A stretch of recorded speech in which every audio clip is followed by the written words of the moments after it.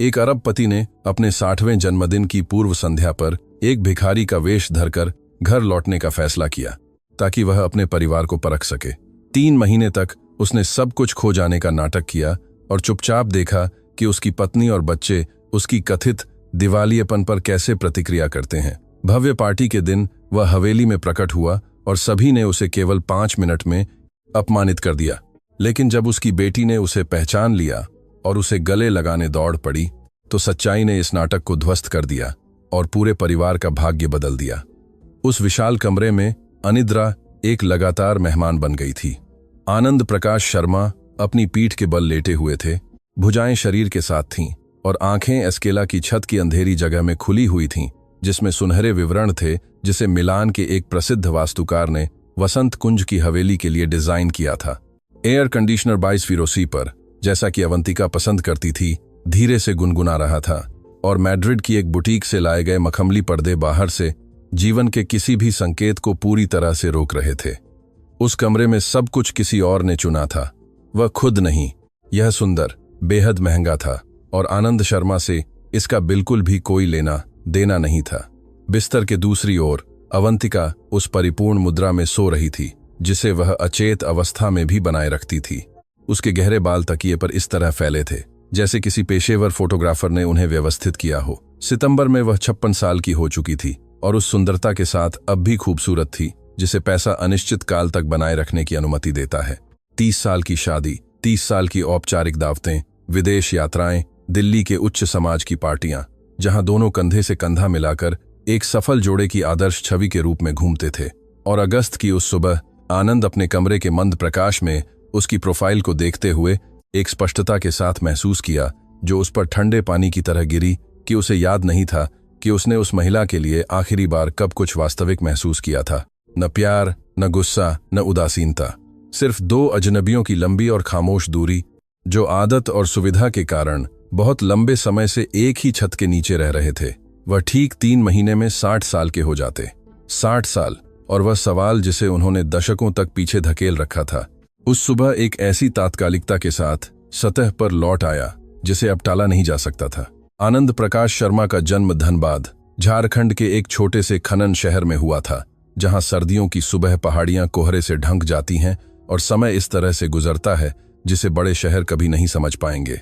उनके पिता प्रकाश शर्मा औसत कद के आदमी थे, जिनके हाथ विशाल और कठोर थे, जो 20 एकड़ की संपत्ति पर गेहूं और चावल बोते थे, जो बारिश के वर्षों में अच्छी पैदावार देती थी और सूखे के वर्षों में लगभग कुछ भी नहीं।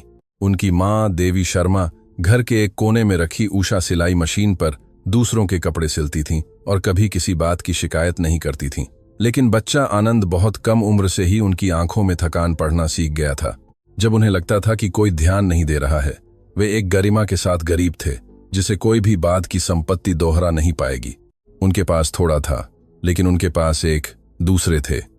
और उस मिट्टी और चूने के छोटे से घर में एक ऐसा स्नेह था जिसे बच्चे ने दशकों तक एक दिशासूचक की तरह अपने अंदर रखा, यह जाने बिना कि एक दिन उसे खुद को खोजने के लिए इसकी बहुत जरूरत पड़ेगी। वह 17 साल की उम्र में दिल्ली के लिए रवाना हुए, एक कृत्रिम चमड़े के सूटकेस के साथ जिसे उनके पिता ने पास के शहर के एक डिपार्टमेंटल स्टोर से खरीदा था।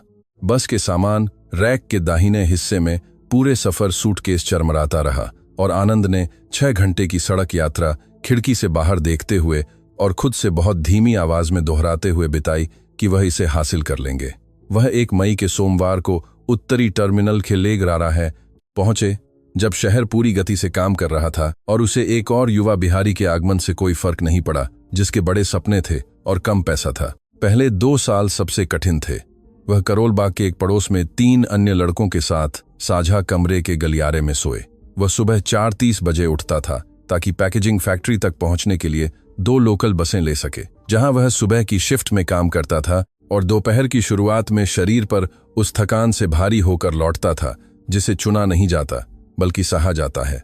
रात में वह पड़ोस की सार्वजनिक लाइब्रेरी तक 3 ब्लॉक चलता था और वहां रात 10 बजे तक पढ़ाई करता था, जब तक कर्मचारी लाइटें बंद नहीं कर देते थे। उन्होंने 16 महीनों में अपनी ओपन स्कूलिंग पूरी की। शहर के केंद्र में एक प्रबंधन कॉलेज में छात्रवृत्ति मिली।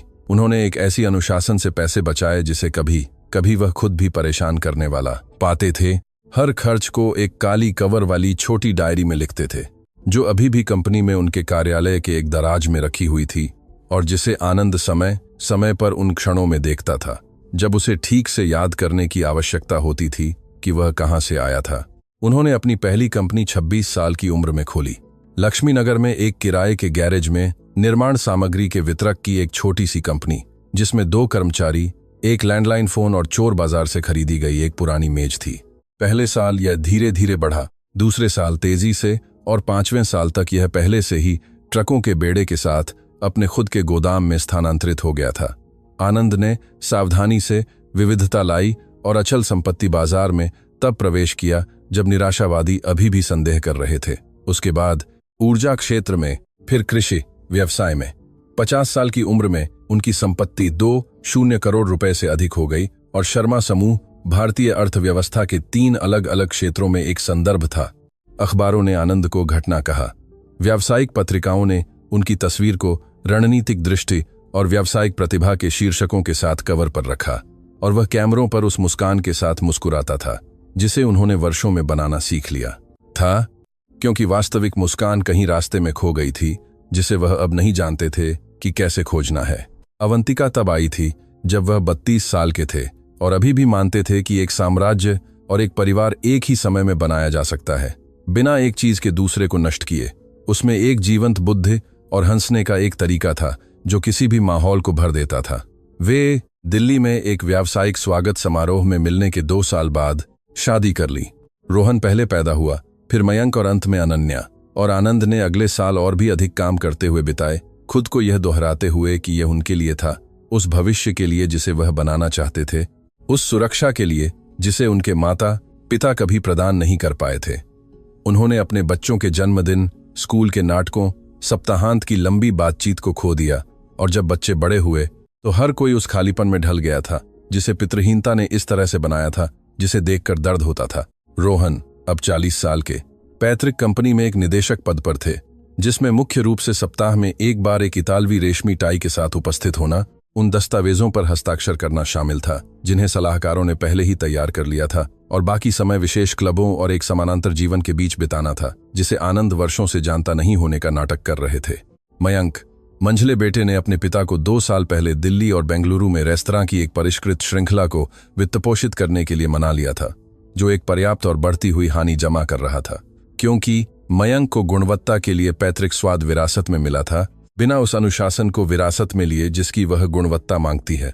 और अनन्या, सबसे छोटी, ने अपनी जिंदगी शुरू से ही, अपने मेडिकल के दिनों से ही खुद बनाई थी।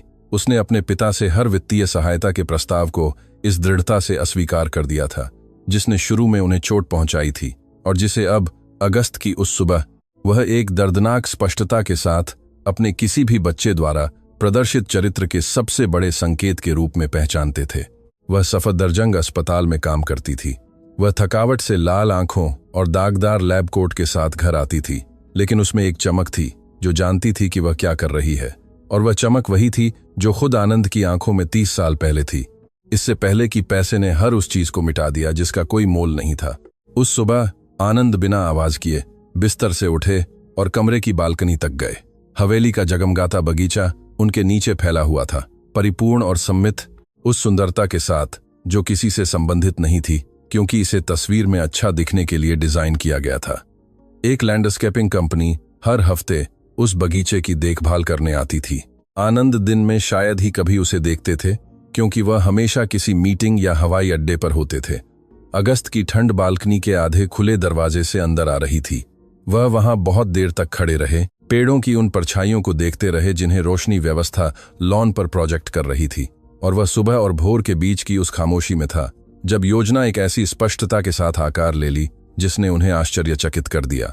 यह एक आवेगपूर्ण विचार नहीं था। आनंद ने अपने जीवन में कभी कुछ भी आवेगपूर्ण नहीं किया था। हर निर्णय की गणना की गई थी, विश्लेषण किया गया था, उस सावधानी से तैयार किया गया था जो जानता था कि तात्कालिकता की बहुत अधिक कीमत होती है, और वह योजना जो सुबह 3:30 बजे उस बालकनी पर जन्म ले रही थी, वह उन सभी योजनाओं में सबसे सावधानी पूर्वक होगी जिनकी उन्होंने कल्पना की थी। वह प्रेस में एक भयावह दिवालियेपन की खबर लीक कर देगा, एक कथित अंतर्राष्ट्रीय धोखाधड़ी जिसने उसे बिल्कुल भी कुछ नहीं छोड़ा होगा। वह गायब हो जाएगा। वह एक आम आदमी के रूप में रहेगा, बिना किसी ज्ञात नाम के, बिना क्रेडिट कार्ड के। दिल्ली के एक लोकप्रिय इलाके में वह परिवार के प्रत्येक सदस्य का अनुसरण करने के लिए एक पूरी तरह से भरोसेमंद जासूस को काम पर रखेगा, और अपने जन्मदिन के दिन 60 साल पूरे होने पर वह उस व्यक्ति की तरह कपड़े पहनकर घर लौटेंगे जिसने सब कुछ खो दिया था, अपनी आंखों से और बिना किसी सुविधा के फिल्टर के, यह देखने के लिए कि वह जिन लोगों से प्यार करने का दावा करते थे वे वास्तव में कौन थे। जब सूरज ने दिल्ली के क्षितिज को भोर के पहले ठंडे रंगों से रंगना शुरू किया तो आनंद शर्मा उस कमरे में वापस चले गए, जिसमें कुछ ऐसा था जिसे वह अच्छी तरह से नहीं पहचानते थे, लेकिन जो खतरनाक रूप से दृढ़ संकल्प जैसा लग रहा था। यह ठीक शांति नहीं थी, यह शांति से कुछ अधिक ईमानदार था।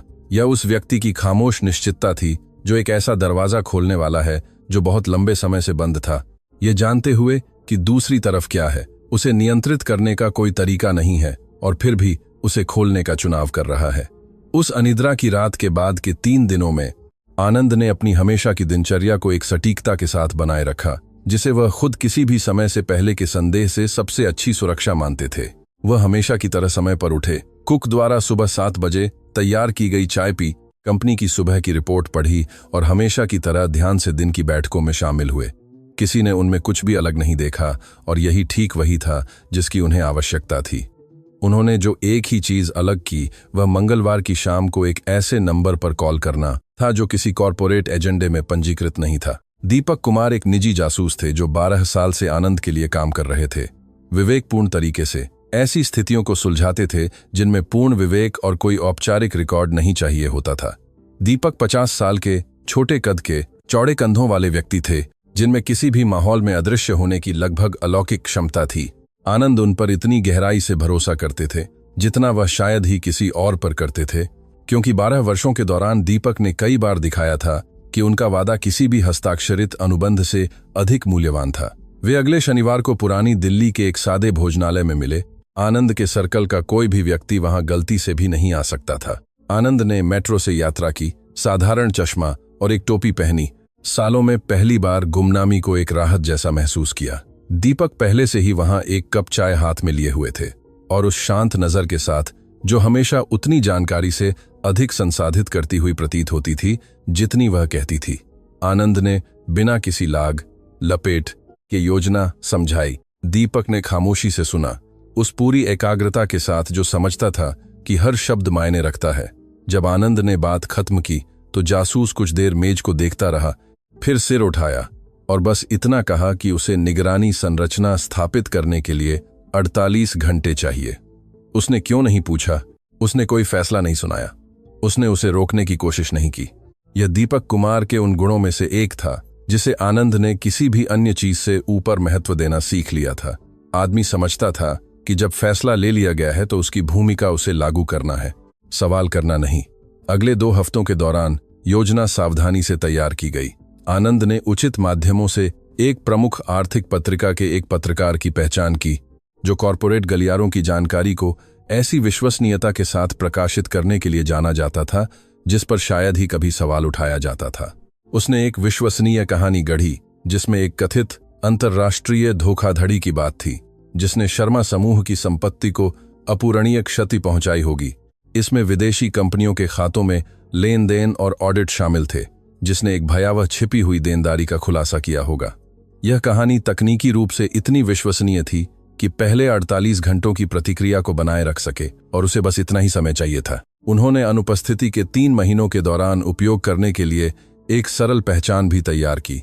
जय सिंह, 58 वर्ष, जयपुर से, विकलांगता के कारण सेवानिवृत्त, कोई करीबी परिवार नहीं। दीपक ने उन्हें एक कार्यात्मक दस्तावेज प्रदान किया जो किसी भी सतही सत्यापन का सामना करेगा। आनंद ने 4 महीने के मामूली खर्चों के बराबर नकदी अलग रखी, ध्यान से गणना की कि दिल्ली जैसे शहर में एक संसाधनहीन व्यक्ति प्रतिदिन कितना उपयोग करेगा। प्रतिमाह 15 रुपए एक साधारण लिफाफे में रखी नकदी, वह एक व्यापारिक बैठक में जो कुछ भी करते थे उसका एक नगण्य अंश था, और दोनों संख्याओं के बीच का अंतर उस जीवन के बारे में सब कुछ बताता था जिसे वह परखने वाले थे। उस दिन की पूर्व संध्या पर जब कहानी प्रकाशित होनी थी, आनंद अकेले हवेली के कमरों में टहल रहे थे। उस समय जब अवंतिका अपनी योग कक्षा में थी और घर का स्टाफ साप्ताहिक खरीदारी के लिए बाहर गया था। वह मुख्य कमरे से होकर गुजरे, जिसमें वह जर्मन लैंप था जिसकी कीमत उनकी पहली कार से भी ज्यादा थी। उस दफ्तर से होकर गुजरे जहां उन्होंने अपने जीवन के सबसे महत्वपूर्ण अनुबंध बंद किए थे। उस डाइनिंग रूम से होकर गुजरे जहां 12 लोगों के लिए मेज थी, जहां परिवार साल में 2 बार क्रिसमस और अवंतिका के जन्मदिन पर मिलता था, और जहां बातचीत इतनी औपचारिक हो गई थी कि कभी कभी लगता था कि सभी एक कॉरपोरेट डिनर में हैं।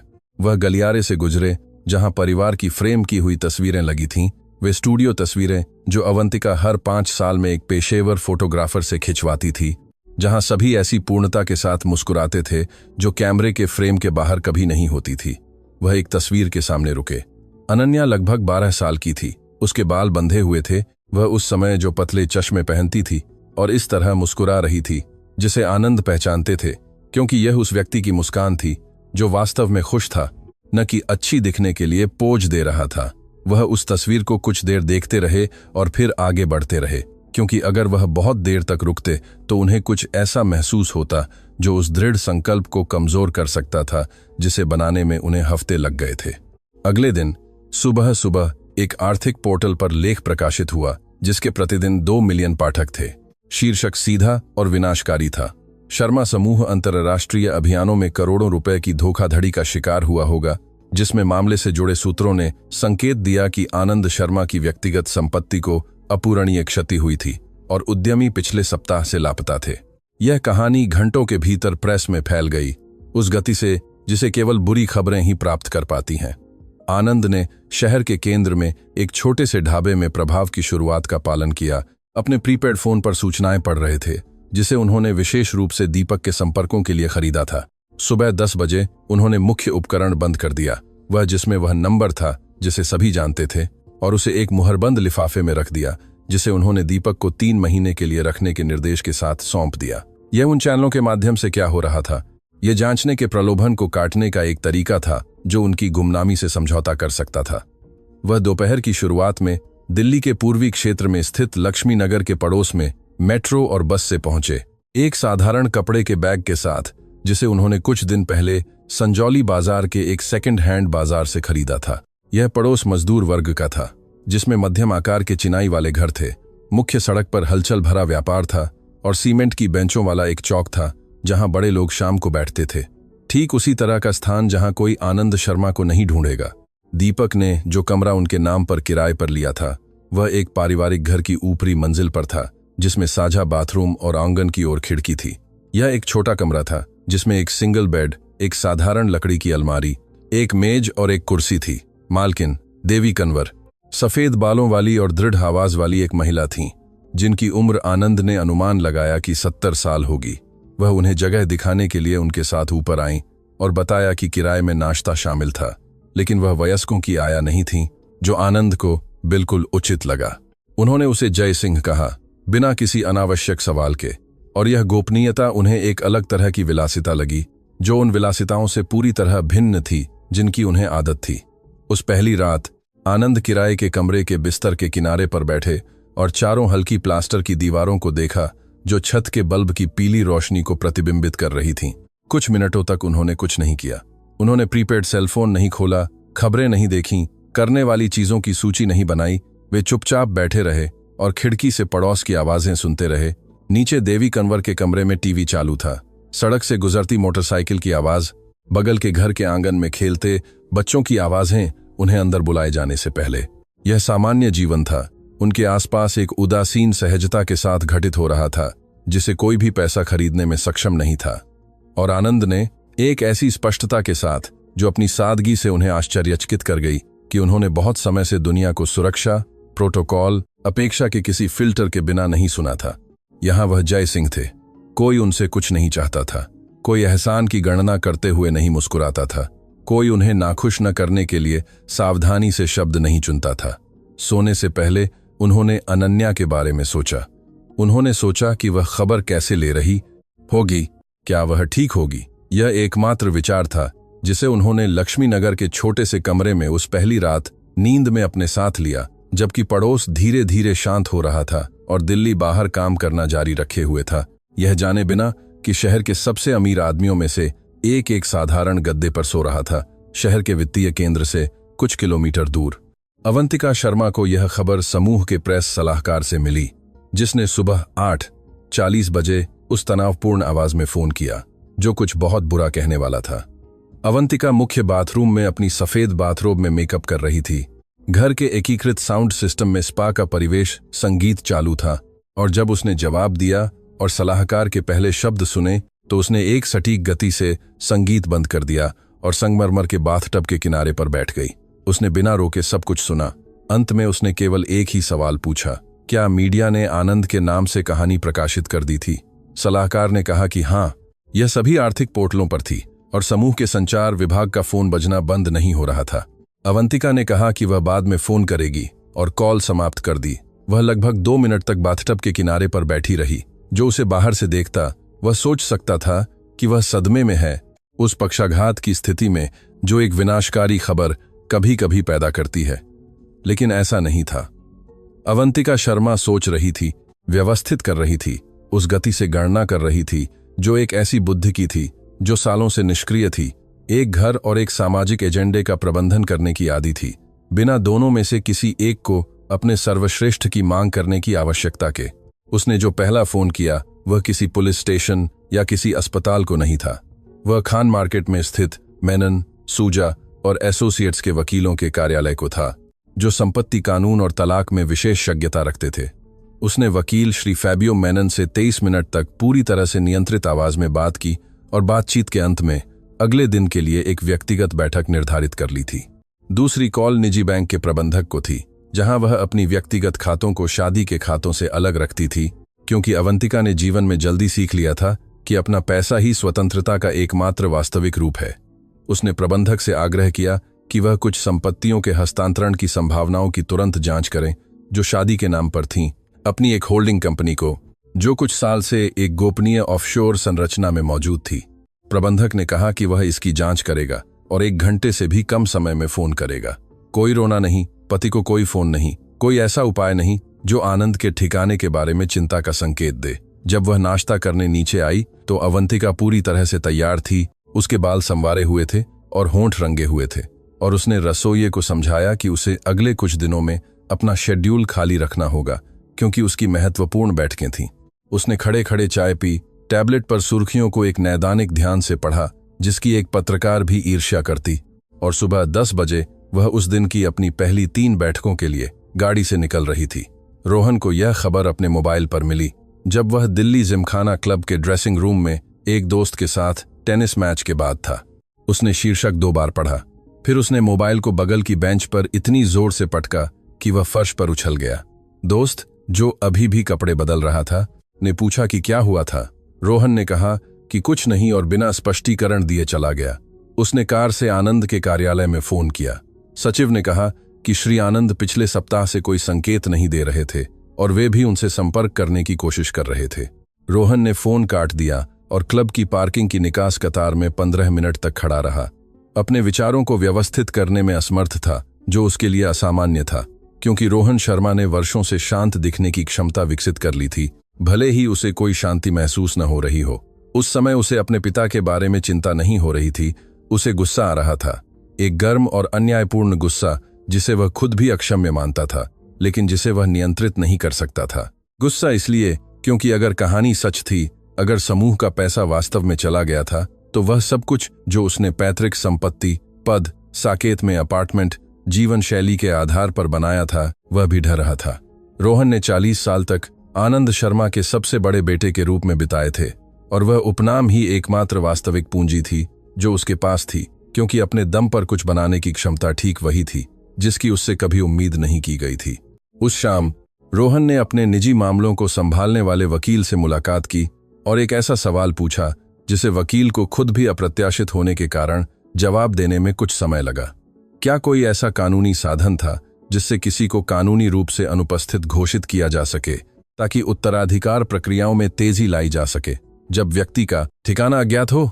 वकील ने जवाब दिया कि सिविल संहिता में अनुपस्थिति की घोषणा का प्रावधान था, लेकिन इसमें न्यूनतम अवधि और एक न्यायिक प्रक्रिया की आवश्यकता थी। रोहन ने विवरण सत्यापित करने और एक लिखित सारांश भेजने का अनुरोध किया। मयंक, मंझले बेटे को यह खबर एक अलग तरीके से मिली थी। वह खान मार्केट में अपनी श्रृंखला के मुख्य रेस्तरां में था, एक दोपहर के भोजन के गुरुवार को जो आधे रास्ते पर था, जब कंपनी का अकाउंटेंट पीछे के दरवाजे से उस अभिव्यक्ति के साथ अंदर आया जिसे मयंक ने 30 साल के पेशेवर जीवन में उस शांत आदमी में कभी नहीं देखा था। अकाउंटेंट को ज्यादा कुछ कहने की जरूरत नहीं पड़ी, बस टेबलेट को उस शीर्षक के साथ मेज पर रख दिया जो खुला हुआ था। मयंक ने पढ़ा, दोबारा पढ़ा। उसने एक गिलास पानी मांगा जिसे उसने नहीं पिया और अपनी ही मीटिंग की मेज की कुर्सी पर स्थिर बैठा रहा। दीवार को उस विशिष्ट अभिव्यक्ति के साथ देख रहा था जो अभी अभी यह महसूस करता है कि जिस जमीन पर वह खड़ा था वह अब मौजूद नहीं है। रेस्तरां श्रृंखला पूरी तरह से आनंद के पैसे से वित्तपोषित थी, एक निवेश संरचना में जिसे रोहन ने स्थापित करने में मदद की थी और जिसमें व्यवसाय के ब्रेक आइवन तक पहुंचने तक नियमित योगदान की परिकल्पना की गई थी। समस्या यह थी कि ब्रेक आइवन का अनुमान 18 महीनों के लिए लगाया गया था और 2 साल से अधिक समय बीत चुका था, और जो श्रृंखला बिल करती थी और जो उसे जीवित रहने के लिए चाहिए था, उसके बीच की दूरी अभी भी पूरी तरह से उसके पिता के पैसे पर निर्भर थी। उस पैसे के बिना पूरा ऑपरेशन 3 महीने से भी कम समय में डूब जाएगा। मयंक ने महाप्रबंधक को बुलाया, फिर अल्पसंख्यक साथी को जो अपने स्वयं के योगदान के साथ साझेदारी में आया था और जो अब उसे अलार्म और आरोप के मिश्रण वाली अभिव्यक्ति के साथ देख रहा था। उसने बाकी दोपहर यह समझने की कोशिश में बिताई कि क्या बचाया जा सकता है और क्या खो गया था, और अभ्यास का निष्कर्ष उसकी अपेक्षा से अधिक निराशाजनक था। कोई अपना बफर नहीं था, कोई आरक्षित नहीं था। एक जीवन शैली थी जिसे उसने पूरी तरह से अपने पिता के पैसे के आधार पर बनाया था, जैसे रेत की नींव पर बना एक सुंदर घर। और सुबह की खबर पहली ऊंची लहर थी जो आई थी। न तो रोहन और न ही मयंक ने अपनी बहन या अपनी मां को यह पूछने के लिए फोन किया कि क्या किसी के पास आनंद कहां हो सकता है। इसकी कोई जानकारी है। पुलिस को कोई फोन नहीं किया गया, कोई संगठित खोज नहीं की गई, कोई बातचीत नहीं हुई जो सभी में सबसे स्वाभाविक प्रश्न से शुरू हुई हो। मेरे पिता कैसे हैं? वह कहां हो सकते हैं? क्या किसी ने जांच की? उनके बीच जो सवाल घूम रहे थे वे दूसरे प्रकार के थे। मेरे हिस्से का क्या होगा? क्या बचाया जा सकता है? लेनदारों के आने से पहले मैं क्या स्थानांतरित कर सकता हूं? मेरे नाम पर क्या सुरक्षित है?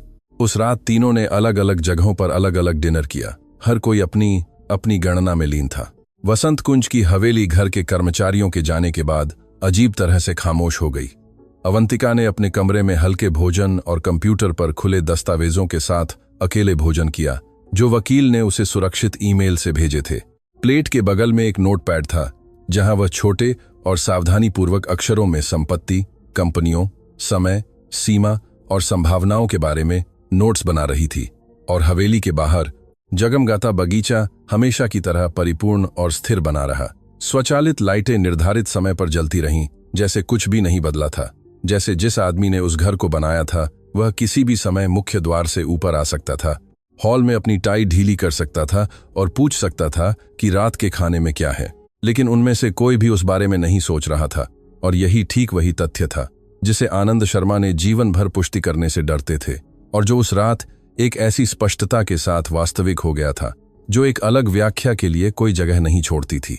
अनन्या शर्मा को यह खबर अस्पताल के गलियारे में मिली, एक प्रक्रिया और दूसरी के बीच, जब उसके साथ उस शिफ्ट में काम करने वाली एक निवासी मोबाइल हाथ में लिए और उस अभिव्यक्ति के साथ आई जो यह नहीं जानती थी कि उसे क्या कहना है। अनन्या 4 घंटे की सर्जरी के बाद डिस्पोजेबल दस्ताने उतार रही थी जो अच्छी तरह से चली गई थी, और जब उसने निवासी द्वारा दिए गए मोबाइल की स्क्रीन देखी तो उसने जो पढ़ रही थी उसे संसाधित करने से पहले शीर्षक 3 बार पढ़ा।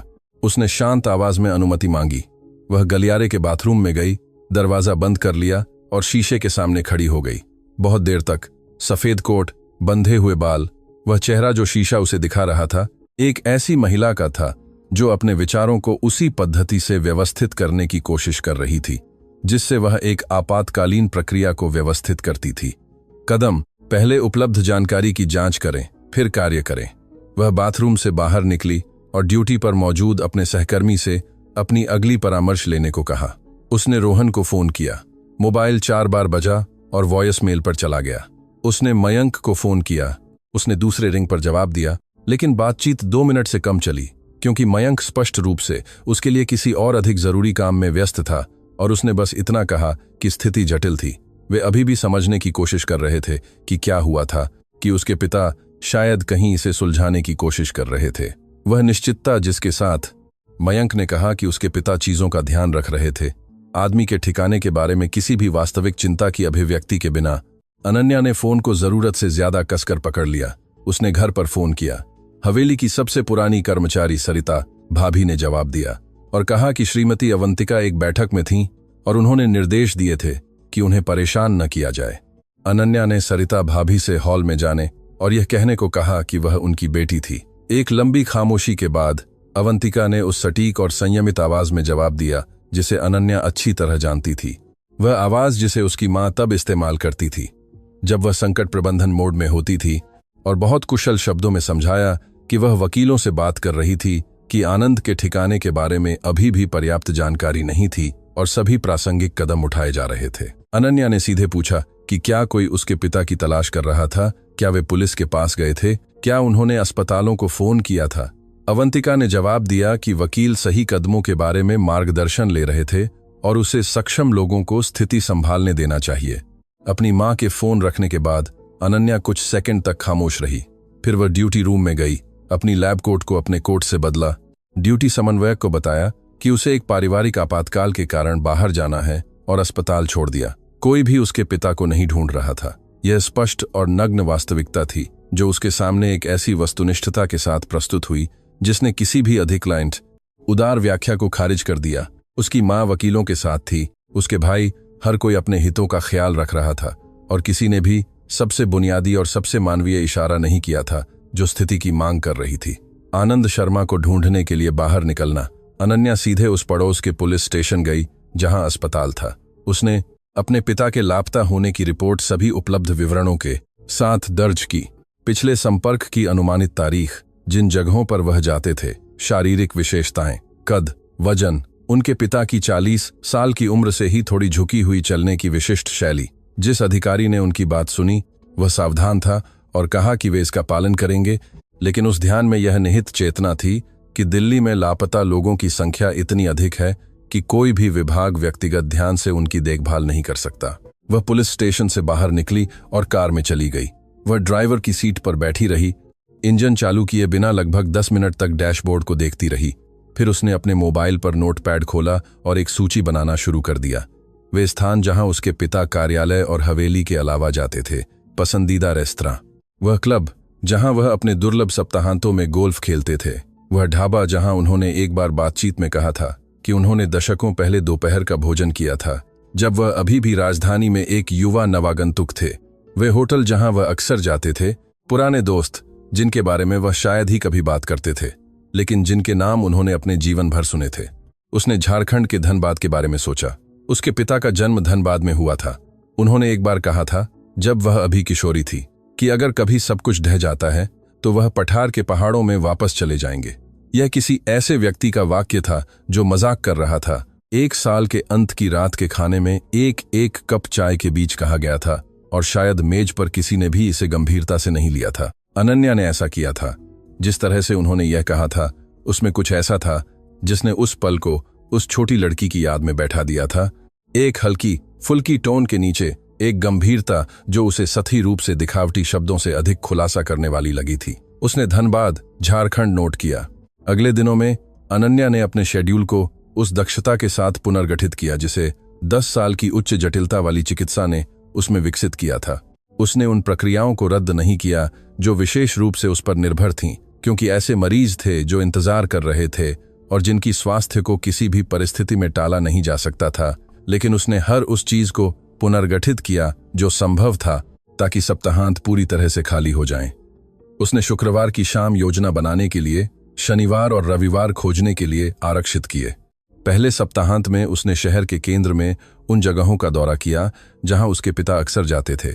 वह अपने मोबाइल पर एक तस्वीर के साथ रेस्तरां में गई और पूछा कि क्या किसी ने उस आदमी को देखा है।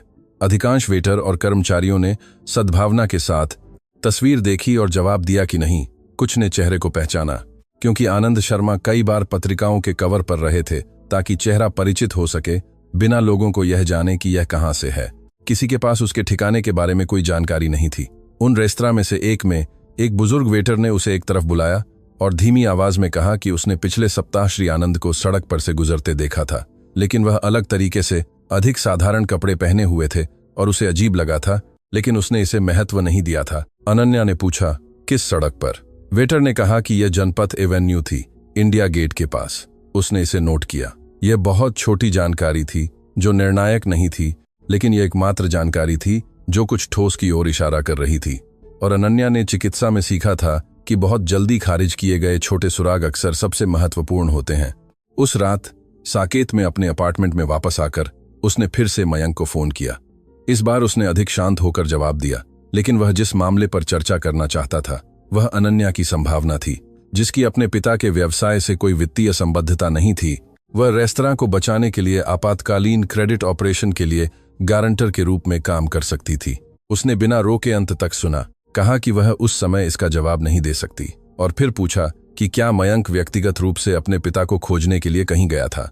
उसके बाद की खामोशी इतनी लंबी थी कि वह अपने आप में एक जवाब थी। मयंक ने कहा कि वह रेस्तरां की स्थिति को सुलझाने की कोशिश में बहुत व्यस्त था और उसे यकीन था कि उसके पिता ठीक थे, कि उसके पिता हमेशा एक रास्ता खोज लेते थे। अनन्या ने फोन रख दिया, अपने अपार्टमेंट की छत को देखती रही जो साधारण और सफेद थी, जिसमें कोई सुनहरा विवरण या मखमली पर्दे नहीं थे। उसने वह अपार्टमेंट अकेले चुना था, अपनी पहली स्नातक चिकित्सक की तनख्वाह से, और उसे धीरे धीरे वर्षों में उन विकल्पों के साथ सुधारा था जो पूरी तरह से उसके थे। वह अपार्टमेंट को एक वास्तविक स्नेह के साथ पसंद करती थी, जो यह जानने से आया था कि उसमें हर चीज उसके फैसले से गुजरी थी। उसने अपने पिता के बारे में सोचा, उसने धनबाद के उस बच्चे के बारे में सोचा जो एक चरमराहट वाले सूटकेस के साथ राजधानी आया था और अपने हाथों से एक पूरी दुनिया बनाई थी, और जो कहीं ना कहीं रास्ते में खुद के पास वापस जाने का रास्ता खो चुका था। उस सफल व्यवसायी के पूरे कवच के नीचे उस आदमी में कुछ ऐसा था जिसे उसने अपने जीवन भर दुर्लभ क्षणों में देखा था। एक तरह की खामोश एकांतता जिसे वह किसी भी अन्य जिम्मेदारी की तरह उसी विवेक से निभाता था। उस पल में अपने दम पर बनाए गए साधारण अपार्टमेंट में लेटी हुई अनन्या ने एक ऐसा फैसला लिया जिसे उसने शब्दों में नहीं रखा, क्योंकि यह उस तरह का फैसला नहीं था जिसे मौखिक रूप से व्यक्त करने की आवश्यकता होती है। यह उस तरह का फैसला था जो बस मौजूद होता है, जो विचार के केंद्र को एक ऐसी ठोसता के साथ घेर लेता है जिसे घोषणाओं की आवश्यकता नहीं होती है। वह अपने पिता को खोजने वाली थी। इसमें हफ्तों लग सकते थे, महीनों लग सकते थे। इसमें असुविधा, बिना नींद की रातें, अस्पताल से दूर सप्ताहांत शामिल हो सकते थे, जब सप्ताह की थकान अभी भी उस पर भारी पड़ रही थी। इससे कोई फर्क नहीं पड़ता था कि वह आनंद शर्मा को खोजने वाली थी और वह उसे खोजने वाली थी, इससे पहले कि दुनिया उसे हमेशा के लिए भूल जाए, क्योंकि दुनिया इसमें बहुत अच्छी थी और क्योंकि किसी को वह व्यक्ति होना चाहिए था जो नहीं भूलता। पहले दिनों में दिनचर्या ने एक ऐसी धीमी गति से आकार लिया जिसे आनंद सहन करने के आदी नहीं थे। उनका जीवन एक ऐसी गति पर बना था जो रुकने की अनुमति नहीं देता था। बैठकें जो 8 बजे से पहले शुरू होती थीं, निर्णय जो कल तक इंतजार नहीं कर सकते थे, एक ऐसी लय जो उनके लिए इतनी स्वाभाविक हो गई थी कि लक्ष्मी नगर के कमरे में शुरुआती सुबह में कोई एजेंडा न होने की खामोशी एक तरह का परेशान करने वाला शोर लग रही थी। वह आदत के कारण सुबह 5:30 बजे जल्दी उठते थे, जब पड़ोस अभी भी रात और दिन के बीच की नींद में था। वह नीचे सड़क पर गुजरने वाली पहली ऑटो रिक्शा की आवाज सुनते थे। पड़ोस के घर की छत पर एक चिड़िया का गाना, देवी कंवर के रसोई में कदम, नाश्ता तैयार करते हुए उस समयबद्धता के साथ जो कभी अलार्म घड़ी की जरूरत नहीं पड़ी थी। वह नीचे जाते थे, देवी कंवर के साथ रसोई की मेज पर बैठकर चाय और मक्खन रोटी खाते थे, जो सुबह ज्यादा बात नहीं करती थी और यह उन्हें बहुत पसंद आता था। उस साधारण रसोई की शांति में एक तरह की शांति थी जिसे वसंत कुंज की हवेली की महंगी खामोशी कभी पैदा नहीं कर पाई थी, शायद इसलिए कि अमीर घर की वह खामोशी कमी की खामोशी थी, जबकि यह उस व्यक्ति की खामोशी थी जो ठीक था। वह सुबह बिना किसी विशेष गंतव्य के घर से निकलते थे और पड़ोस में टहलते थे। उन्होंने संसद मार्ग के कोने पर बेकरी की खोज की, जहां बेकर सुबह 4 बजे आता था और ब्रेड की खुशबू दरवाजे से बाहर आती थी।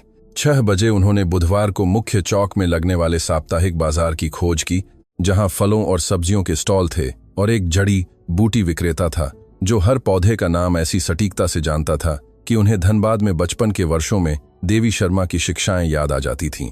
उन्होंने छोटे पार्क की खोज की, जहां पड़ोसी सुबह कुत्तों को ले जाते थे और जहां बच्चे शाम को फुटबॉल खेलते थे। इन स्थानों में से कोई भी किसी भी अर्थ में असाधारण नहीं था जिसे व्यावसायिक पत्रिकाएं वर्णित करना जानती थीं। वे आम जगहें थीं जिनमें आम लोग उस सामान्यता के साथ मौजूद थे जिसे उसमें रहने वाले लोग शायद ही कभी कुछ मूल्यवान मानते थे। आनंद इसे महसूस करते थे और यह धारणा एक ही समय में कड़वा और अच्छा स्वाद लेती थी, जैसे जब कोई ऐसी चीज मिलती है जो हमेशा से मौजूद थी लेकिन जिसे कभी पर्याप्त ध्यान से नहीं खोजा गया। यह पहले हफ्ते के अंत में था जब वह भैया जी से मिले। भैया जी का ढाबा देवी कन्वर के घर से 2 ब्लॉक दूर था। एक कोने में एक फीके पड़े शामियाना और फुटपाथ पर 3 प्लास्टिक की मेजें थीं। यह उस तरह का प्रतिष्ठान था जिसे पर्यटन गाइड और गैस्ट्रोनॉमी पत्रिकाएं कभी भी किसी सूची में शामिल नहीं करती, लेकिन जो दिल्ली के हर पड़ोस में एक अपरिहार्य अनौपचारिक संस्था के रूप में मौजूद है। एक ऐसी जगह जहां बातचीत हमेशा संभव होती है और जहां किसी को भी उससे ज्यादा होने की आवश्यकता नहीं होती है। आनंद कई बार बिना अंदर गए वहां से गुजरे थे और एक ठंडी गुरुवार की दोपहर, हवा तेज होने और शामियाना आश्रय के लिए आमंत्रित करने के अलावा कोई विशेष कारण न होने के कारण उन्होंने एल्यूमिनियम का दरवाजा धकेला और अंदर चले गए। भैया जी लगभग 55 साल के आदमी थे। आनंद के लगभग समान कद के, घनी मूंछें और एक स्थायी रूप से दोस्ताना अभिव्यक्ति थी जो झूठी नहीं थी, क्योंकि उनके पास झूठे होने से कुछ भी हासिल नहीं था। वह काउंटर के पीछे एक कपड़े से एक गिलास साफ कर रहे थे जो शायद ढाबे के उद्घाटन के बाद से सफेद नहीं रहा होगा। और जब आनंद अंदर आए तो उन्होंने एक अभिवादन में अपनी ठोड़ी ऊपर उठाई जिसमें कुछ कहने की आवश्यकता के बिना नमस्ते कहा गया था। आनंद ने चाय मांगी। भैया जी ने यह पूछे बिना परोसी कि वह कैसी चाय चाहते थे, क्योंकि भैया जी के ढाबे में चाय एक ही तरह से आती थी और वह तरीका अच्छा था। आनंद ने काउंटर पर खड़े होकर चाय पी। अन्य 2 ग्राहकों को देख रहे थे जो मेजों में से एक पर बियर के गिलास हाथ में लिए बैठे थे। उस तीव्रता से क्रिकेट के बारे में बात कर रहे थे जो यह विषय 2 भारतीयों की किसी भी बैठक में अविश्वसनीय रूप से पैदा करता है। भैया जी ने उनसे पूछा कि क्या वह पड़ोस में नए थे।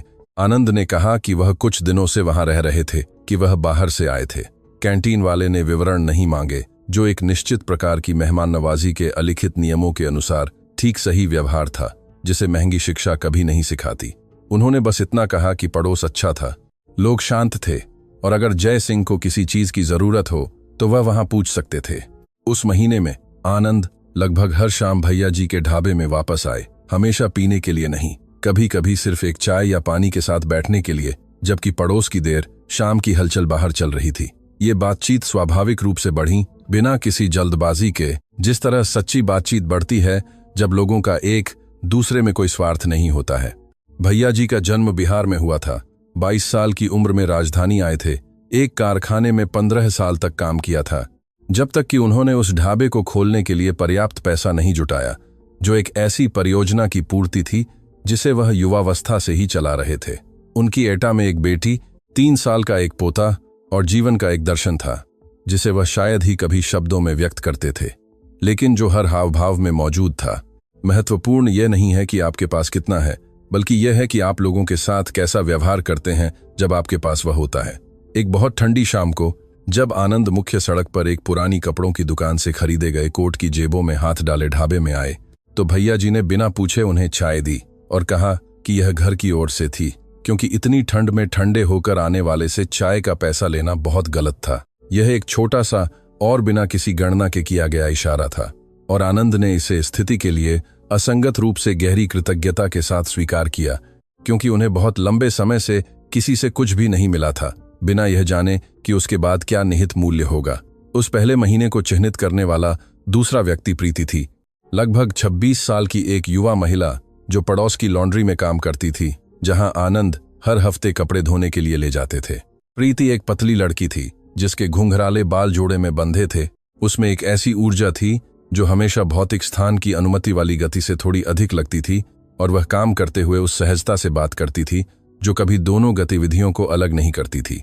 दिसंबर की एक विशेष रूप से ठंडी रात को जब आनंद कपड़े लेने गए और टिप्पणी की कि ठंड अप्रत्याशित रूप से आ गई थी, तो वह लॉन्ड्री के पीछे गायब हो गई और एक नेवी ब्लू ऊनी स्वेटर के साथ लौटी, जिसे उसने कहा कि वह एक ग्राहक का था जो इसे लेने आए बिना ही गायब हो गया था, और यह किसी ऐसे व्यक्ति पर बेहतर लगेगा जो इसे पहन रहा था, बजाय इसके कि वह एक भूली हुई शेल्फ पर पड़ा रहे। आनंद ने इसे अस्वीकार करने की कोशिश की। उसने अपने छोटे कद में न आने वाली दृढ़ता से अस्वीकृति स्वीकार नहीं की और बस इतना कहा कि स्वेटर उसे काम आता है जिसे ठंड लगती है। वे अजनबी थे, एक लड़की जो मामूली वेतन कमाती थी और एक स्वेटर उपहार में देती थी, एक कैंटीन वाला जो ठंडे दिन घर से चाय परोसता था। कोने की दुकान की महिला जो उसके लिए सबसे पके फल अलग रखती थी, क्योंकि उसने एक बार कहा था कि अकेला रहने वाला व्यक्ति फल खाता है वरना वह नहीं खाता। पृष्ठभूमि की कहानी के बिना छोटे छोटे इशारे, बिना किसी स्वार्थ के, बिना किसी प्रतिदान की अपेक्षा के, आनंद ने लोगों से घिरी एक पूरी दुनिया बनाई थी जो उसे केवल वही लौटाते थे जिसकी वे उम्मीद करते थे कि वह कई गुना मिलेगा। और अब उसे पता चला कि वास्तविक उदारता उन जगहों पर एक शांत प्रचुरता के साथ मौजूद थी जहां उसने सबसे कम इसे खोजा था। पहले महीने के अंत में दीपक कुमार ने एक पहले से सहमत पते पर एक मेल बॉक्स में पहली रिपोर्ट छोड़ दी।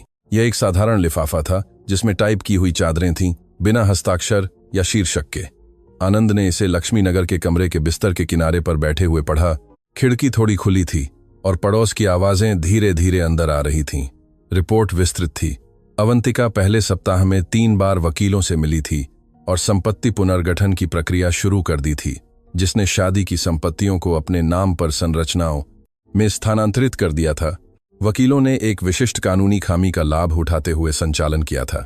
उसने हवेली के कर्मचारियों को 8 से घटाकर 3 कर दिया था। संकट की अवधि में आवश्यक बचत का हवाला देते हुए और कॉस्मेटिक्स क्षेत्र के एक व्यवसायी विक्रम मेहरा नाम के एक व्यक्ति के साथ नियमित रूप से सामाजिक डिनर में देखा जाने लगा था, जो दिल्ली के उच्च समाज के उन्हीं हलकों में घूमता था और जो दीपक की रिपोर्ट के अनुसार पति की स्थिति सार्वजनिक होने से बहुत पहले ही अवंतिका में रुचि दिखा चुका था। रोहन ने एक अलग वकील के माध्यम से, जिससे उसने पहले सप्ताह में परामर्श किया था, शर्मा समूह के एक खाते तक पहुंचने की कोशिश की थी, जिसमें रोहन आपातकालीन उद्देश्यों के लिए एक माध्यमिक हस्ताक्षरकर्ता के रूप में सूचीबद्ध था। कार्यकारी निदेशकों ने आनंद द्वारा वर्षों पहले ठीक ऐसी स्थितियों के लिए स्थापित एक प्रोटोकॉल का पालन करते हुए पहुंच को अवरुद्ध कर दिया था और परिषद को सूचित किया था। रोहन तब पीछे हट गया जब यह स्पष्ट हो गया कि कोई भी जोर कानूनी परिणाम उत्पन्न करेगा जिनसे वह बचना चाहता था। यह प्रकरण 3 दिनों तक चला था और सार्वजनिक शोर के बिना हल हो गया था, लेकिन यह दर्ज हो गया था। मयंक अपने पिता के नियमित योगदान के बिना रेस्तरां को चलाने की कोशिश कर रहा था, जो उस गति से गणितीय रूप से असंभव साबित हो रहा था जिस पर ऑपरेशन की कल्पना की गई थी। उसने छोटे रेस्तरां के रसोई कर्मचारियों के एक महत्वपूर्ण हिस्से को निकाल दिया था, प्रयासों को खान मार्केट के मुख्य प्रतिष्ठान पर केंद्रित कर दिया था और अल्पसंख्यक साथी के साथ 3 में से 2 स्थानों को बेचने की संभावना पर बातचीत कर रहा था ताकि सबसे जरूरी कर्ज को कवर किया जा सके। यह एक दर्दनाक और देर से संकुचन था, कुछ ऐसा जो कभी भी इतनी ठोस नींव के बिना इतना नहीं बढ़ना चाहिए था और जो अब दिखा रहा था कि वह परिष्कृत परत के नीचे क्या था। एक ऐसा व्यवसाय जो पूरी तरह से पैतृक उदारता से टिका हुआ था। उसके बिना जीवित रहने के लिए कोई अपनी संरचना नहीं थी। अनन्या के बारे में पैराग्राफ रिपोर्ट के अंत में था, जैसा कि पहले में था। दीपक ने पाया था कि वह महीने के दूसरे सप्ताहांत में धनबाद गई थी। वह गांव के केंद्र में एक साधारण सराय में 2 दिन रुकी थी और सबसे पुराने निवासियों से बात करते हुए सड़कों पर घूमी थी। यह पूछ रही थी कि क्या वे शर्मा परिवार को जानते थे, क्या कोई ऐसे रिश्तेदारों को जानता था जो अभी भी वहां रहते थे, क्या कोई ऐसी जगह थी जिसका आनंद अक्सर उनके लिए विशेष रूप से महत्वपूर्ण होने के रूप में उल्लेख करते थे। उसे एक दूर की चचेरी बहन मिली जो आनंद के पिता के चचेरे भाई की बेटी थी, जो उसके साथ मुख्य चौक के एक ढाबे में बैठी थी और उसे बचपन की कहानियां सुनाई थी जिन्हें अनन्या ने कभी नहीं सुना था। उसके पिता के बचपन की कहानियां उस बच्चे के बारे में जिसने सूरज निकलने से पहले अपने दादाजी की खेती में मदद की थी, जो एक लालटेन की रोशनी में पड़ता था जब गांव की बिजली उस गली तक नहीं पहुंचती थी, जिसकी एक छोटी सी डायरी थी जहां वह उन चीजों को लिखता था जिन्हें वह बड़ा होने पर करना चाहता था। आनंद ने धीरे धीरे रिपोर्ट को मोड़ दिया। वह बहुत देर तक उसे अपने हाथों में लिए हुए बैठे रहे, कागज को बिना कुछ और पढ़े देखते रहे। उस विवरण में कुछ ऐसा था। उसकी बेटी धनबाद जा रही थी, उस गांव के चौक में बैठी थी जहां उनका जन्म हुआ था।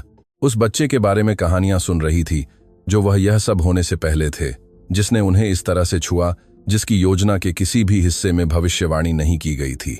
यह एक ऐसी भावना थी जो उन श्रेणियों में से किसी में भी ठीक से फिट नहीं बैठती थी जिन्हें उन्होंने 60 वर्षों में महसूस की गई चीजों को व्यवस्थित करने के लिए विकसित किया था, और इसलिए वह लक्ष्मी नगर के कमरे में बैठे रहे, बिना उसे कहीं भी फिट करने की कोशिश किए। उसे उसी आकार में मौजूद रहने दिया जो उसका था। उस अवधि में आनंद खुद को ऐसे तरीकों से बदलते गए जिन्हें वह सटीक शब्दों में वर्णित नहीं कर पाते अगर उनसे पूछा जाता। यह एक परिवर्तन था जिसमें कुछ भी नाटकीय नहीं था, कोई ज्ञानोदय का क्षण नहीं था, न ही कोई सिनेमाई दृश्य। यह दूसरे तरीके से बिताए गए दिनों का खामोश संचय था, उन लोगों के साथ बातचीत का जिन्हें उनसे कुछ भी हासिल या खोना नहीं था, प्राप्त किए गए और दिए गए इशारों का बिना किसी पक्ष के प्रतिफल की गणना किए। उन्होंने मंगलवार को आने वाली कोल्ड ड्रिंक की पेटियों को व्यवस्थित करने में भैया जी की मदद करना शुरू कर दिया, क्योंकि सप्लायर सब कुछ फुटपाथ पर ढेर कर देता था और भैया जी को घुटने में समस्या थी, जिससे उन्हें झुकने में दिक्कत होती थी। उन्होंने अनुमति नहीं मांगी, मंगलवार को दिखाई दिए और भैया जी के टैबलेट पर ऑर्डर की जांच करते समय पेटियां उठाना शुरू कर दिया। लगभग 5 मिनट के बाद कैंटीन वाले ने बस इतना कहा, धन्यवाद, बिना किसी और औपचारिकता के, जो आनंद को बिल्कुल सही लगा। यह कोई ऐसा एहसान नहीं था जिसके लिए व्यापक धन्यवाद की आवश्यकता थी। यह एक ऐसी चीज थी जिसे करने की जरूरत थी और वह कर सकते थे। उन्होंने मंगलवार और गुरुवार की शाम को चौक में बुजुर्गों के साथ कैरम खेलना भी शुरू कर दिया। उन्होंने धनबाद में अपने पिता के साथ कैरम खेलना सीखा था और दशकों से नहीं खेलने के बावजूद नियम कभी नहीं भूले थे। चौक के बुजुर्ग 4 सेवानिवृत्त लोगों का एक चौकड़ी, जिनके नाम रामू काका, सुरेश चचा, गोविंद भैया और एक जिसे सभी ब्रजेश दादा कहते थे। आनंद ने कभी उनका असली नाम नहीं पता लगाया। वे किसी के जीवन के बारे में सवाल नहीं पूछते थे, वे खेलते थे। एक हास्यपूर्ण गंभीरता के साथ चालों पर बहस करते थे। वे उन लोगों की स्वतंत्रता के साथ पुरानी कहानियां सुनाते थे जिन्हें अब कुछ भी साबित करने की आवश्यकता नहीं थी, और उन्होंने जय सिंह को उस सहजता के साथ सर्कल में शामिल कर लिया जैसे कोई केवल एक एफली लापता संख्या को पूरा कर रहा हो। रामू काका ने 40 साल एक मेटलर्जिकल कारखाने में काम किया था। सुरेश चचा बेकर थे। गोविंद भैया ने जीवन भर ट्रक चालक के रूप में काम किया था। ब्रजेश दादा की इटापालापा कॉलोनी में एक छोटी सी दुकान थी, जो तब बंद हो गई जब कोने में बड़ा सुपरमार्केट खुल गया। उनमें से किसी ने भी ज्यादा पैसा जमा नहीं किया था। सभी के पास प्रयास की कहानियां थीं, उन चीजों की जो ठीक नहीं चली, उन चीजों की जो योजना से अलग तरीके से ठीक चली, बच्चों पर गर्व की, उन लोगों के लिए उदासीनता की जो पहले चले गए थे। और वे उन कहानियों को उस हल्केपन के साथ सुनाते थे जिसे आनंद आश्चर्य के साथ पहचानते थे, जैसे ज्ञान। एक शाम रामू काका ने मोटी स्नातक चश्मे के ऊपर अपनी छोटी आंखों से उन्हें देखा और कहा कि जय सिंह की आंखों में उस व्यक्ति की नजर थी जिसने बहुत कुछ एक साथ खो दिया था। आनंद ने तुरंत जवाब नहीं दिया। रामू काका ने कहा कि वह कुछ नहीं पूछ रहे थे, बस वही कह रहे थे जो वह देखते थे, और फिर उन्होंने मेज पर सिक्का रखा और कहा कि उनके अनुभव के अनुसार एक साथ बहुत कुछ खोना बुरा है, लेकिन कभी कभी यही एकमात्र चीज है जो सिखाती है कि वास्तव में क्या मायने रखता है। गोविंद भैया ने सिर हिलाया। सुरेश चचा ने कहा कि यह सच था और चाय ठंडी हो गई थी और किसी को और मांगने जाना चाहिए। और वह क्षण उन लोगों के बीच बातचीत की सहजता के साथ बीत गया जिन्हें चीजों को समझने के लिए किसी समाधान की आवश्यकता नहीं होती है। उसके आकियाले में ताला में शाम देवी कन्वर के कमरे में लौटते हुए आनंद कोने की बेकरी के सामने रुके और एक पल के लिए अपनी परछाई को डिस्प्ले विंडो के शीशे में देखा। जो आदमी उन्हें वापस देख रहा था, उसकी दाढ़ी 2 महीने से अधिक समय से बिना कटी थी, बाल बिना कटे थे, साधारण कपड़े थे और एक नीला स्वेटर था जिसे लॉन्ड्री की एक लड़की ने उन्हें एक ठंडी रात को दिया था। वह एक अरबपति नहीं लग रहा था, वह आनंद शर्मा नहीं लग रहा था, वह दिल्ली के एक आम पड़ोस में एक आम आदमी लग रहा था, और एक कारण से जिसे उन्हें पूरी तरह से व्यक्त करने में समय लगेगा, उस छवि से उन्हें कोई असुविधा नहीं हुई। यह एक ऐसा चेहरा था जिसे वह किसी भी पत्रिका के कवर से अधिक ईमानदार के रूप में पहचानते थे। जन्मदिन में 1 महीने से भी कम समय बचा था। दीपक की तीसरी रिपोर्ट एक तेज हवा वाली सुबह आई जब सूखी पत्तियां लक्ष्मीनगर के फुटपाथ पर घूम रही थीं, उस अराजक ऊर्जा के साथ जिसे अगस्त का अंत अक्सर राजधानी में लाता है। आनंद ने क्लाउडिया के नीले स्वेटर को अंतिम बटन तक लगाए हुए चौक की बेंच पर बैठकर पढ़ा, जबकि कबूतर धीरे धीरे फव्वारे के दूसरी ओर खेलते बच्चों के पैरों के चारों ओर घूम रहे थे। रिपोर्ट तीनों में सबसे लंबी थी। दीपक ने इस बार अधिक विवरण शामिल किए थे, शायद इसलिए कि कहने के लिए और भी बहुत कुछ था। आनंद ने हर पैराग्राफ को पहले की तरह ही ध्यान से पढ़ा, लेकिन उस पढ़ाई में कुछ अलग था। पहली 2 रिपोर्टों में उन्होंने एक ऐसी दूरी से जानकारी को आत्मसात किया था जिसे अभी भी बनाए रखना संभव था, जैसे कोई ऐसी कंपनी के डेटा का विश्लेषण कर रहा हो जिसे वह अच्छी तरह जानता है, लेकिन जिससे वह लंबे समय से दूर है। अब दूरी उस तरह से कम हो गई थी जिसकी उन्होंने भविष्यवाणी नहीं की थी, क्योंकि जानकारी अब केवल वे लोग नहीं थे जिनकी प्रतिक्रियाओं का वह परीक्षण कर रहे थे। यह उन लोगों के बारे में थी जो दशकों से उनका परिवार थे और जिनकी तस्वीर हर हफ्ते और अधिक स्पष्ट और दर्दनाक होती जा रही थी। अवंतिका को 3 सप्ताह पहले राष्ट्रीय सभागार में एक गाला डिनर में एक सामाजिक स्तंभकार ने फोटो खींचा था। विक्रम मेहरा, कॉस्मेटिक्स व्यवसायी, जिसे दीपक ने पिछली रिपोर्ट में उल्लेख किया था, के बगल में स्तंभ में दोनों की उपस्थिति को उस वेल्ड तटस्थता के साथ वर्णित किया गया था जिसे सामाजिक स्तंभकार तब इस्तेमाल करते हैं जब वे कुछ कहना चाहते हैं बिना सीधे कहे। उन्हें पुराने दोस्त के रूप में वर्णित किया गया था जो दोनों के लिए एक कठिन समय में फिर से मिले थे। अवंतिका ने एक महिला पत्रिका के लिए एक संक्षिप्त साक्षात्कार दिया जिसमें उन्होंने अपने पति की स्थिति को एक व्यक्तिगत त्रासदी के रूप में वर्णित किया जिसे वह विश्वास और लचीलेपन के साथ सामना कर रही थी, और उन्होंने अपने स्वयं के संसाधनों के साथ एक महिला उद्यमी सहायता परियोजना का उल्लेख करने का अवसर भी लिया। दीपक के पत्रकारिता जगत के संपर्कों के अनुसार इस प्रदर्शन को उन लोगों ने अच्छी तरह से सराहा जिन्होंने अंदरूनी बातों को नहीं जाना। रोहन ने समूह के संचार सलाहकार के माध्यम से एक सार्वजनिक बयान दिया जिसमें उन्होंने अपने पिता के वित्तीय संकट का कारण बनी निर्णयों से खुद को दूर कर लिया। बयान में वकीलों द्वारा सावधानीपूर्वक चुने गए शब्दों का इस्तेमाल किया गया था ताकि यह सुझाव दिया जा सके कि रोहन ने अंतर्राष्ट्रीय अभियानों में जोखिमों के बारे में अपने पिता को सचेत किया था, बिना सीधे दावा किए एक ऐसी कहानी का निर्माण करते हुए कि जिम्मेदार बेटे को उस पिता ने अनदेखा कर दिया था जिसने सुनना नहीं जाना था। यह एक तकनीकी रूप से अज्ञात झूठ था जिसे वास्तविक स्थितियों के टुकड़ों पर बनाया गया था जिन्हें सुविधाजनक तरीके से पुनर्व्याख्या किया गया था, और जो कॉरपोरेट मीडिया में फैला था ठीक वही प्रभाव पैदा कर रहा था जिसकी उम्मीद की गई थी। रोहन को अपने पिता के जहाज के डूबने से बचने वाले बुद्धिमान उत्तराधिकारी के रूप में प्रस्तुत करना। मयंक ने 3 में से 2 रेस्तरां बंद कर दिए थे। खान मार्केट में मुख्य प्रतिष्ठान अभी भी कम हो गया था। मूल मेनू के 1/3 और कटे हुए कर्मचारियों के साथ काम कर रहा था जिन्हें यह पता था कि किसी भी समय अंतिम बंद होने की खबर आ सकती है। मयंक एक दोस्त के अपार्टमेंट में अस्थायी रूप से डिफेंस कॉलोनी में रहने चला गया था। जब उसके पोलोको में स्थित अपार्टमेंट, जिसका किराया समूह द्वारा भुगतान किया जाता था, को उन कार्यकारी निदेशकों के निर्देश पर खाली कर दिया गया था जो होल्डिंग के खर्चों का सावधानीपूर्वक प्रबंधन कर रहे थे। और फिर अनन्या के बारे में पैराग्राफ था जिसे इस बार दीपक ने अंत के बजाय रिपोर्ट की शुरुआत में रखा था, जैसे कि वह जानता था कि आनंद को पहले यही पढ़ने की जरूरत थी। उसने व्यवस्थित रूप से खोज के क्षेत्र का विस्तार किया था।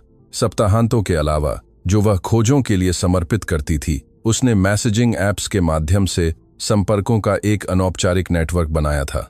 दोस्तों, मेडिकल स्कूल के पूर्व सहपाठियों और अपने पिता के परिचितों को जोड़ा था जिन्होंने उसके ठिकाने के बारे में वास्तविक चिंता दिखाई थी।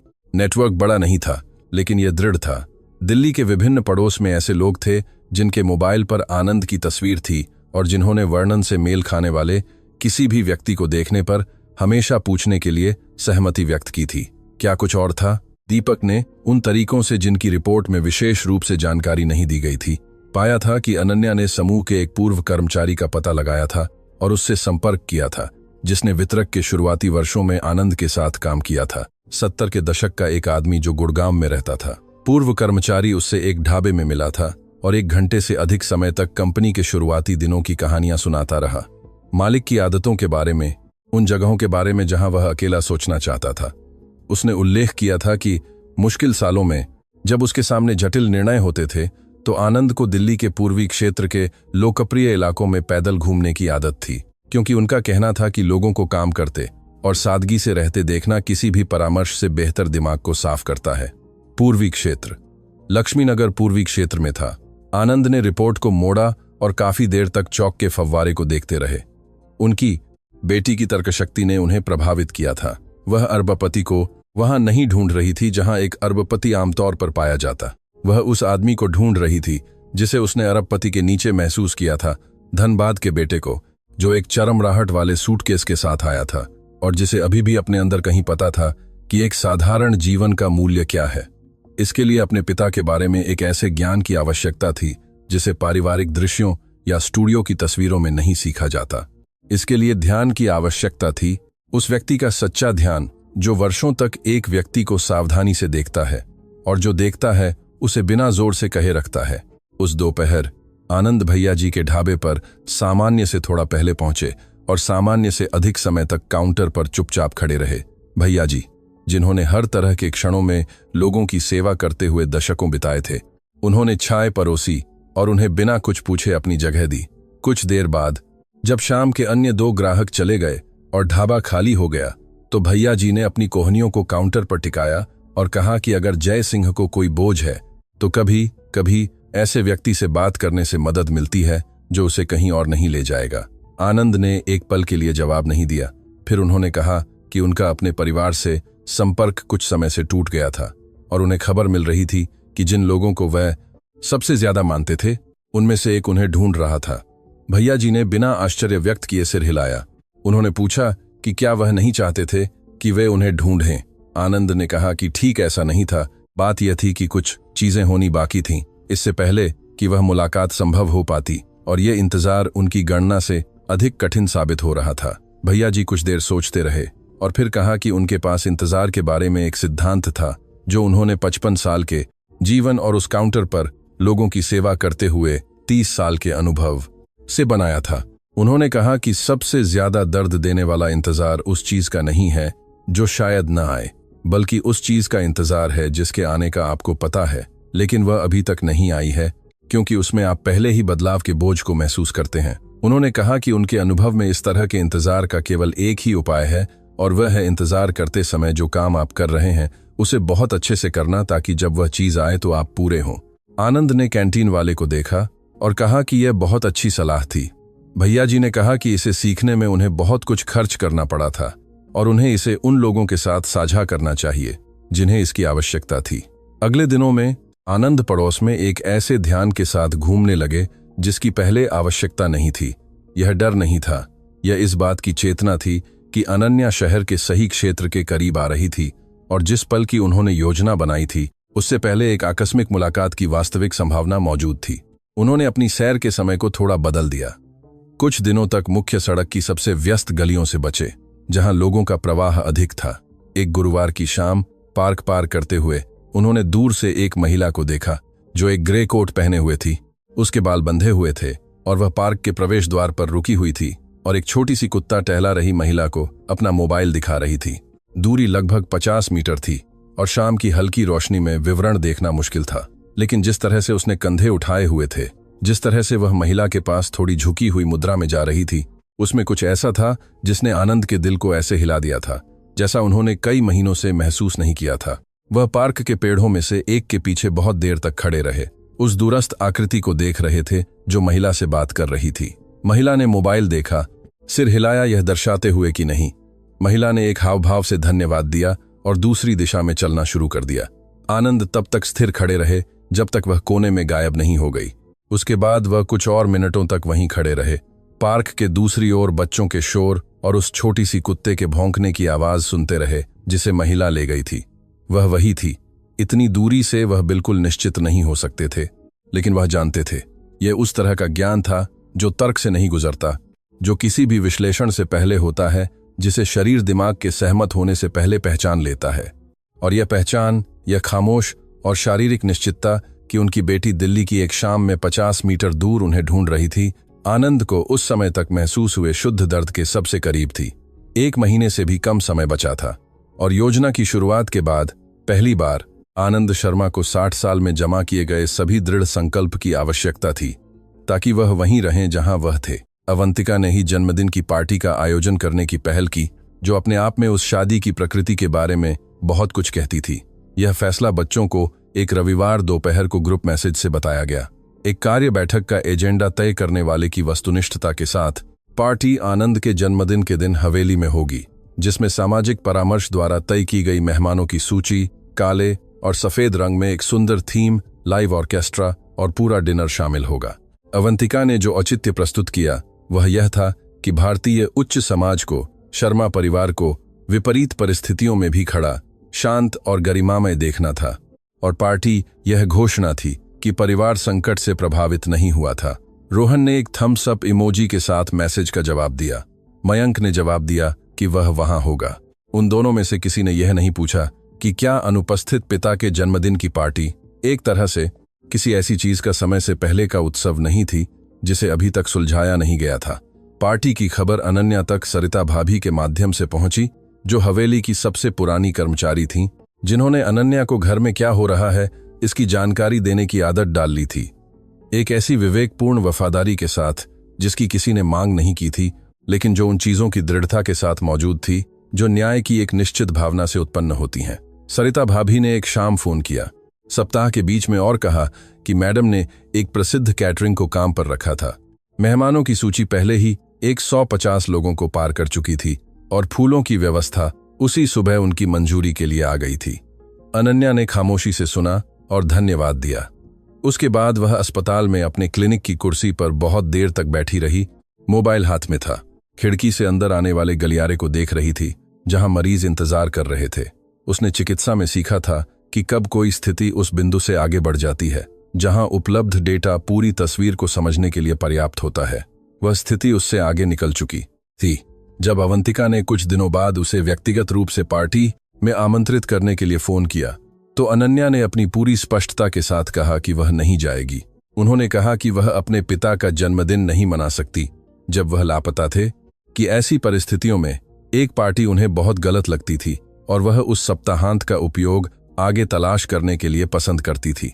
अवंतिका एक पल के लिए खामोश रही और फिर उस उम्मीद प्रबंधन वाली आवाज में, जिसे उन्होंने दशकों तक निपुण किया था, कहा कि अनन्या नाटकीय हो रही थी, कि उनके पिता निश्चित रूप से कहीं ठीक थे और स्थिति का ध्यान रख रहे थे और पार्टी में उनकी अनुपस्थिति को सही लोगों द्वारा गलत तरीके से देखा जाएगा।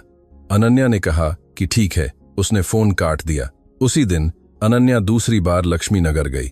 वह समूह के पूर्व कर्मचारी की जानकारी, धनबाद में अपने पिता की आदतों के बारे में जो कुछ उसने सीखा था, के संयोजन के बाद शहर के पूर्वी क्षेत्र के पड़ोस में वापस आई थी, एक ऐसे विश्वास के साथ जिसे वह अभी तक नहीं जानती थी कि वह अंतर्ज्ञान था या तरीका, लेकिन वह वैसे भी उसका पालन कर रही थी क्योंकि उसने सीखा था कि कभी कभी दोनों एक ही होते हैं। उसने मुख्य सड़कों पर अपने मोबाइल पर अपने पिता की तस्वीर के साथ घूमती रही। बेकरी, फूड स्टॉल, दवा दुकानों में गई। अधिकांश लोग सद्भावना से देखते थे और कहते थे कि नहीं। एक समाचार पत्र स्टॉल पर एक महिला ने कहा कि चेहरा किसी ऐसे व्यक्ति जैसा लग रहा था जिसे उसने देखा था, लेकिन वह निश्चित नहीं थी। एक जिम के प्रवेश द्वार पर एक लड़के ने कहा कि नहीं, लेकिन इस तरह से जो बहुत जल्दबाजी में लगा। अनन्या ने जिम का पता नोट किया और वह अगली यात्रा में उस ब्लॉक में वापस आएगी। जो उसे नहीं पता था वह यह था कि उसी क्षण वहां से केवल 3 ब्लॉक दूर आनंद भैया जी के ढाबे में दोपहर की चाय पी रहे थे, जबकि कैंटीन वाला काउंटर साफ कर रहा था और क्रिकेट चैंपियनशिप के बारे में बात कर रहा था। वह अपनी बेटी से 3 ब्लॉक दूर था, सड़कों, घरों और एक योजना के बोझ से अलग था जिसे उसने अंत तक बनाए रखने का चुनाव किया था। आनंद ने उन हफ्तों में अपने बारे में कुछ खोजा था, कुछ ऐसा जिसने उन्हें अपनी सादगी से आश्चर्यचकित कर दिया था। उन्होंने क्रोध करना छोड़ दिया था, न अवंतिका के खिलाफ, न रोहन के खिलाफ, न मयंक के खिलाफ। क्रोध मौजूद था, हाँ, उन पहले हफ्तों में जब रिपोर्टें आती थीं और हर शब्द इस बात की पुष्टि करता था कि उन्हें हमेशा जानने का डर था। लेकिन क्रोध को धीरे धीरे कुछ अधिक जटिल और अधिक परिपक्व चीज से बदल दिया गया था, जो एक प्रकार की समझदार उदासी थी।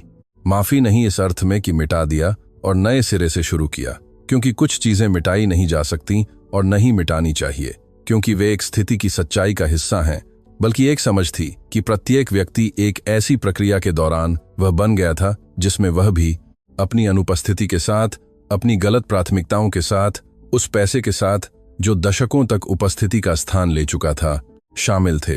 बच्चों का जन्म स्वार्थी नहीं हुआ था।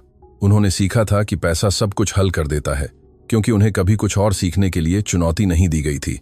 अवंतिका एक दिन जागकर गणनात्मक होने का फैसला नहीं किया था।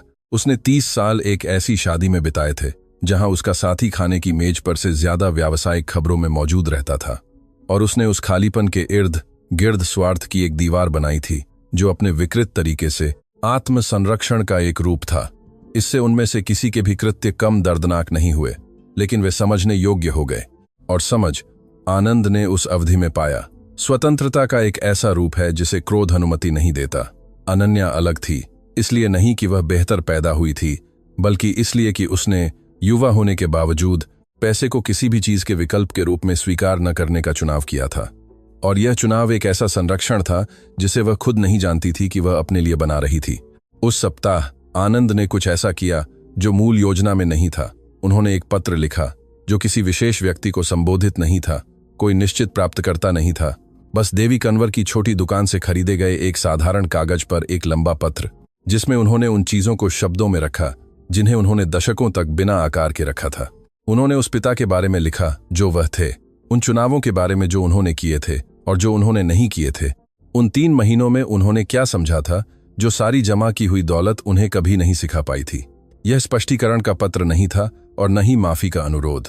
यह केवल जीवन को शब्दों में रखने का ईमानदार अभ्यास था और यह देखना था कि अतिरिक्त को हटाने पर क्या बचा था। उन्होंने पत्र को मोड़कर अपने कोट की जेब में रख लिया। उन्हें अभी तक नहीं पता था कि वह इसके साथ क्या करेंगे। शायद वह इसे कभी किसी को नहीं भेजेंगे, लेकिन लिखने के कार्य में कुछ ऐसा था जिसने स्वयं में कुछ पूरा किया, जैसे एक पहेली में एक टुकड़ा गायब था जिसे वह वर्षों से गलत टुकड़ों का उपयोग करके सुलझाने की कोशिश कर रहे थे। पार्टी के सप्ताह में वसंत कुंज की हवेली बदलने लगी। कैटरिंग स्टाफ उपकरणों के ट्रकों के साथ पहुंचा। फूलों वालों ने अवंतिका द्वारा व्यक्तिगत रूप से अनुमोदित सजावट पर 2 दिन काम किया। साउंड इंजीनियर ने उस प्रणाली को स्थापित किया जिसे ऑर्केस्ट्रा ने निर्दिष्ट किया था। अवंतिका अपनी टैबलेट पर एक स्पैचुले का रफोड़, एक आजाद में आरमान से सूची के साथ सब कुछ घूम रही थी, हर विवरण की जांच कर रही थी, उस दक्षता के साथ जिसने अपने पूरे जीवन में सामाजिक कार्यक्रमों का आयोजन किया था, और जानती थी कि एक अच्छी तरह से आयोजित पार्टी द्वारा बनाई गई छाप एक ऐसी कहानी को फिर से बना सकती है जो जोखिम में थी। भारत की सबसे अमीर कहानी को आदमियों में से एक का बेटा लगभग 3 महीने से लापता था और परिवार उसके जन्मदिन के दिन एक भव्य पार्टी देने जा रहा था। दूसरे समय में आनंद इससे हैरान रह जाते। अब लक्ष्मीनगर चौक की बेंच पर बैठे, उनके पैरों के चारों ओर कबूतरों के साथ, वह बस उस दुनिया के तर्क को पहचानते थे जिसमें वह दशकों से रहते थे। एक ऐसी दुनिया जहां दिखावा वास्तविकता का पूरक नहीं था बल्कि उसका विकल्प था। दीपक ने प्रीपेड मोबाइल पर पार्टी शुरू होने की तारीख और समय के साथ एक छोटा संदेश भेजा था, यह पुष्टि करते हुए कि क्या पहले से ही योजना बनाई गई थी। आनंद ने केवल एक शब्द में जवाब दिया, पुष्टि की। उस पल के करीब आने में कुछ ऐसा अपरिहार्य था जिसे वह चिंता के रूप में नहीं बल्कि गुरुत्वाकर्षण के रूप में महसूस करते थे। वह स्थिर और खामोश शक्ति जो अनुमति नहीं मांगती और न ही दिशा बताती है। पार्टी होने वाली थी, वह प्रकट होने वाले थे और उसके बाद जो कुछ भी आता वह सच्चाई होगी। वह सब कुछ बिना किसी फिल्टर के। उस आखिरी हफ्ते आनंद उस शांति से सो रहे थे जिसने उन्हें खुद भी हैरान कर दिया था। वह जल्दी उठते थे, देवी कन्वर के साथ नाश्ता करते थे, चौक के बुजुर्गों के साथ कैरम खेलते थे, शाम को भैया जी के ढाबे में बैठते थे। वह दिनों की पूरीता के साथ जीते थे, उनमें से किसी भी हिस्से को चिंता के लिए नहीं बचाते थे। वह धनबाद का आदमी था। वह बच्चा था जो एक चरमराहट वाले सूटकेस के साथ आया था और लक्ष्मीनगर के कमरे से जाने का समय आ गया था ताकि अंततः वह अपने बनाए हुए परिवार और उस सच्चाई को ढूंढ सके जिसका उसने 60 साल तक सीधे सामना करने का इंतजार किया था। जन्मदिन में 4 दिन बचे थे जब अनन्या तीसरी बार लक्ष्मी नगर आई। इस बार वह पहले आई, सुबह 9 बजे से पहले, जब पड़ोस में अभी भी वह शनिवार की खामोशी थी जो सप्ताह के दिनों की खामोशी से अलग होती है। अधिक धीमी, फुटपाथ पर अधिक बच्चों और अधिक खुले दरवाजों के साथ उसने अपनी रणनीति बदलने का फैसला किया था, बजाय मुख्य सड़कों पर मोबाइल में फोटो के साथ अजनबियों से बात करने के। इस बार वह केंद्रीय सड़क के हर व्यावसायिक प्रतिष्ठान में गई और मालिक या सबसे पुराने कर्मचारी से बात करने के लिए कहा। वह उन लोगों को चाहती थी जो पड़ोस को वास्तव में जानते थे, जो नए चेहरों को नोटिस करते थे क्योंकि वे पुराने चेहरे थे। बेकरी में कोई परिणाम नहीं मिला, न ही दवा दुकान में, न ही मांस की दुकान में। कोने की छोटी दुकान में मालकिन, लगभग 60 साल की एक महिला जिसके छोटे सफेद बाल और चौकस आंखें थीं, ने मोबाइल में फोटो को दूसरों से ज्यादा देर तक देखा। मोबाइल वापस करने से पहले उन्होंने कहा कि वह निश्चित नहीं थी, लेकिन पड़ोस के बाहर का एक सज्जन था जो लगभग 2 महीने से दुकान में आता था, जिसके चेहरे में कुछ समानता थी, खासकर आंखें। उन्होंने कहा कि वह हमेशा बुधवार की सुबह आता था और वह एक सभ्य आदमी था जो कम चीजें खरीदता था और हमेशा नकद भुगतान करता था। कि वह उसे जय सिंह कहती थी क्योंकि पहली बार पूछने पर उसने यही नाम बताया था। अनन्या ने गहरी सांस ली, उस ऑपरेशन थिएटर की अनुशासन के साथ जिसे उसने उन क्षणों के लिए विकसित किया था जब भावना को नियंत्रित करने की आवश्यकता थी ताकि विचार ठीक से काम कर सके। उसने पूछा कि क्या मालकिन जानती थी कि जय सिंह कहाँ रहता था। मालकिन ने निश्चित रूप से नहीं कहा, लेकिन एक बार उसने टिप्पणी की थी कि वह चौक के पास रहता था। अनन्या ने उस संयम के साथ धन्यवाद दिया जिसने उसे उन हफ्तों की खोज में किसी भी अन्य चीज से अधिक प्रयास किया था। वह दुकान से बाहर निकली और कुछ सेकंड के लिए फुटपाथ पर खड़ी रही। उस चौक की ओर देख रही थी जो सड़क के दूसरी ओर दिख रहा था। फव्वारे के चारों ओर कबूतर थे और बुजुर्गों का एक समूह पेड़ों की छाया में सीमेंट की बेंचों में से एक पर कैरम बोर्ड लगा रहा था।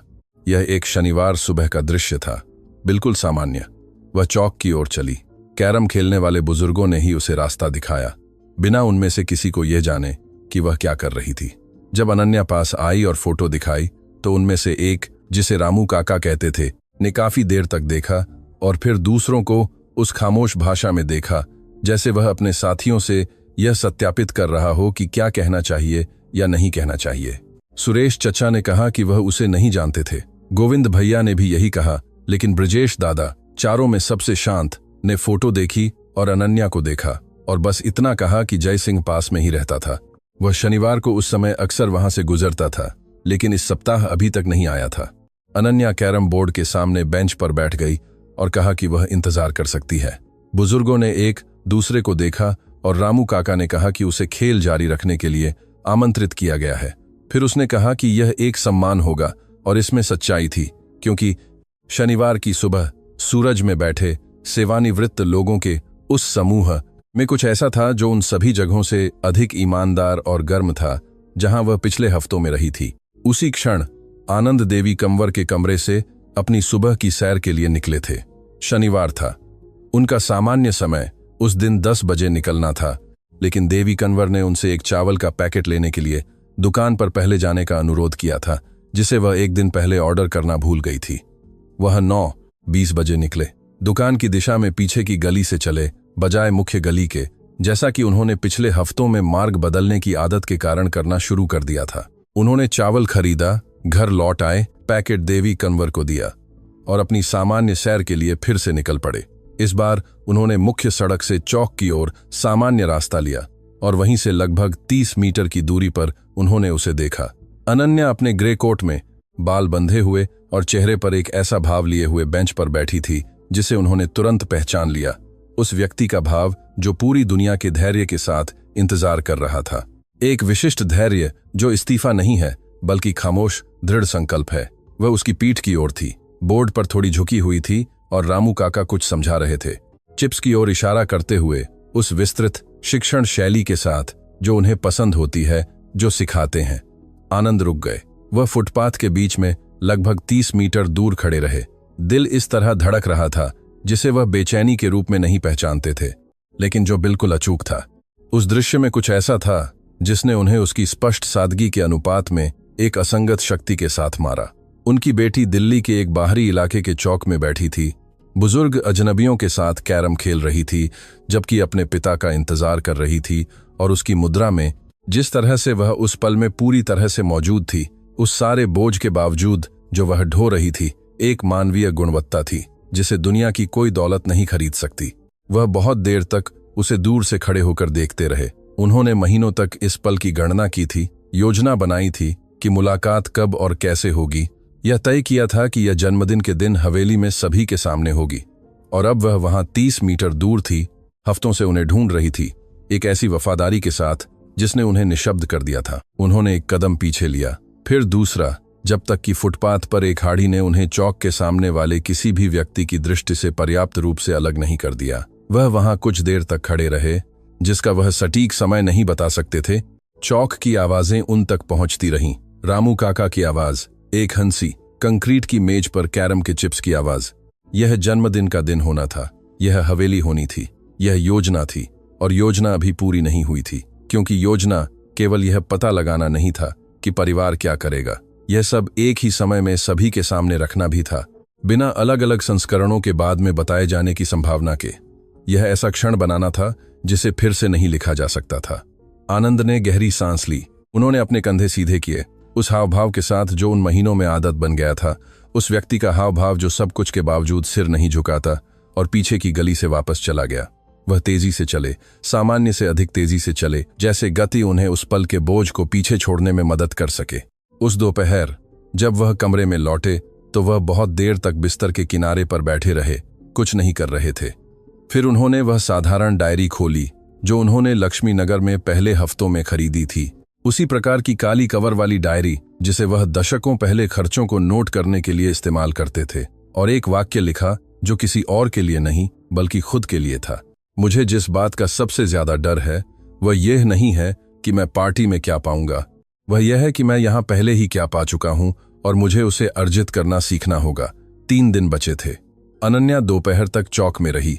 कैरम खेलने वाले बुजुर्गों को वह पसंद आई थी, खासकर ब्रिजेश दादा को, जिन्होंने किसी समय मोबाइल उधार लेकर जय सिंह की फोटो को बेहतर तरीके से देखा था और उसे एक ऐसी खामोशी के साथ वापस किया था जिसमें उस व्यक्ति का भार था जो जितना कहता था उससे कहीं ज्यादा जानता था।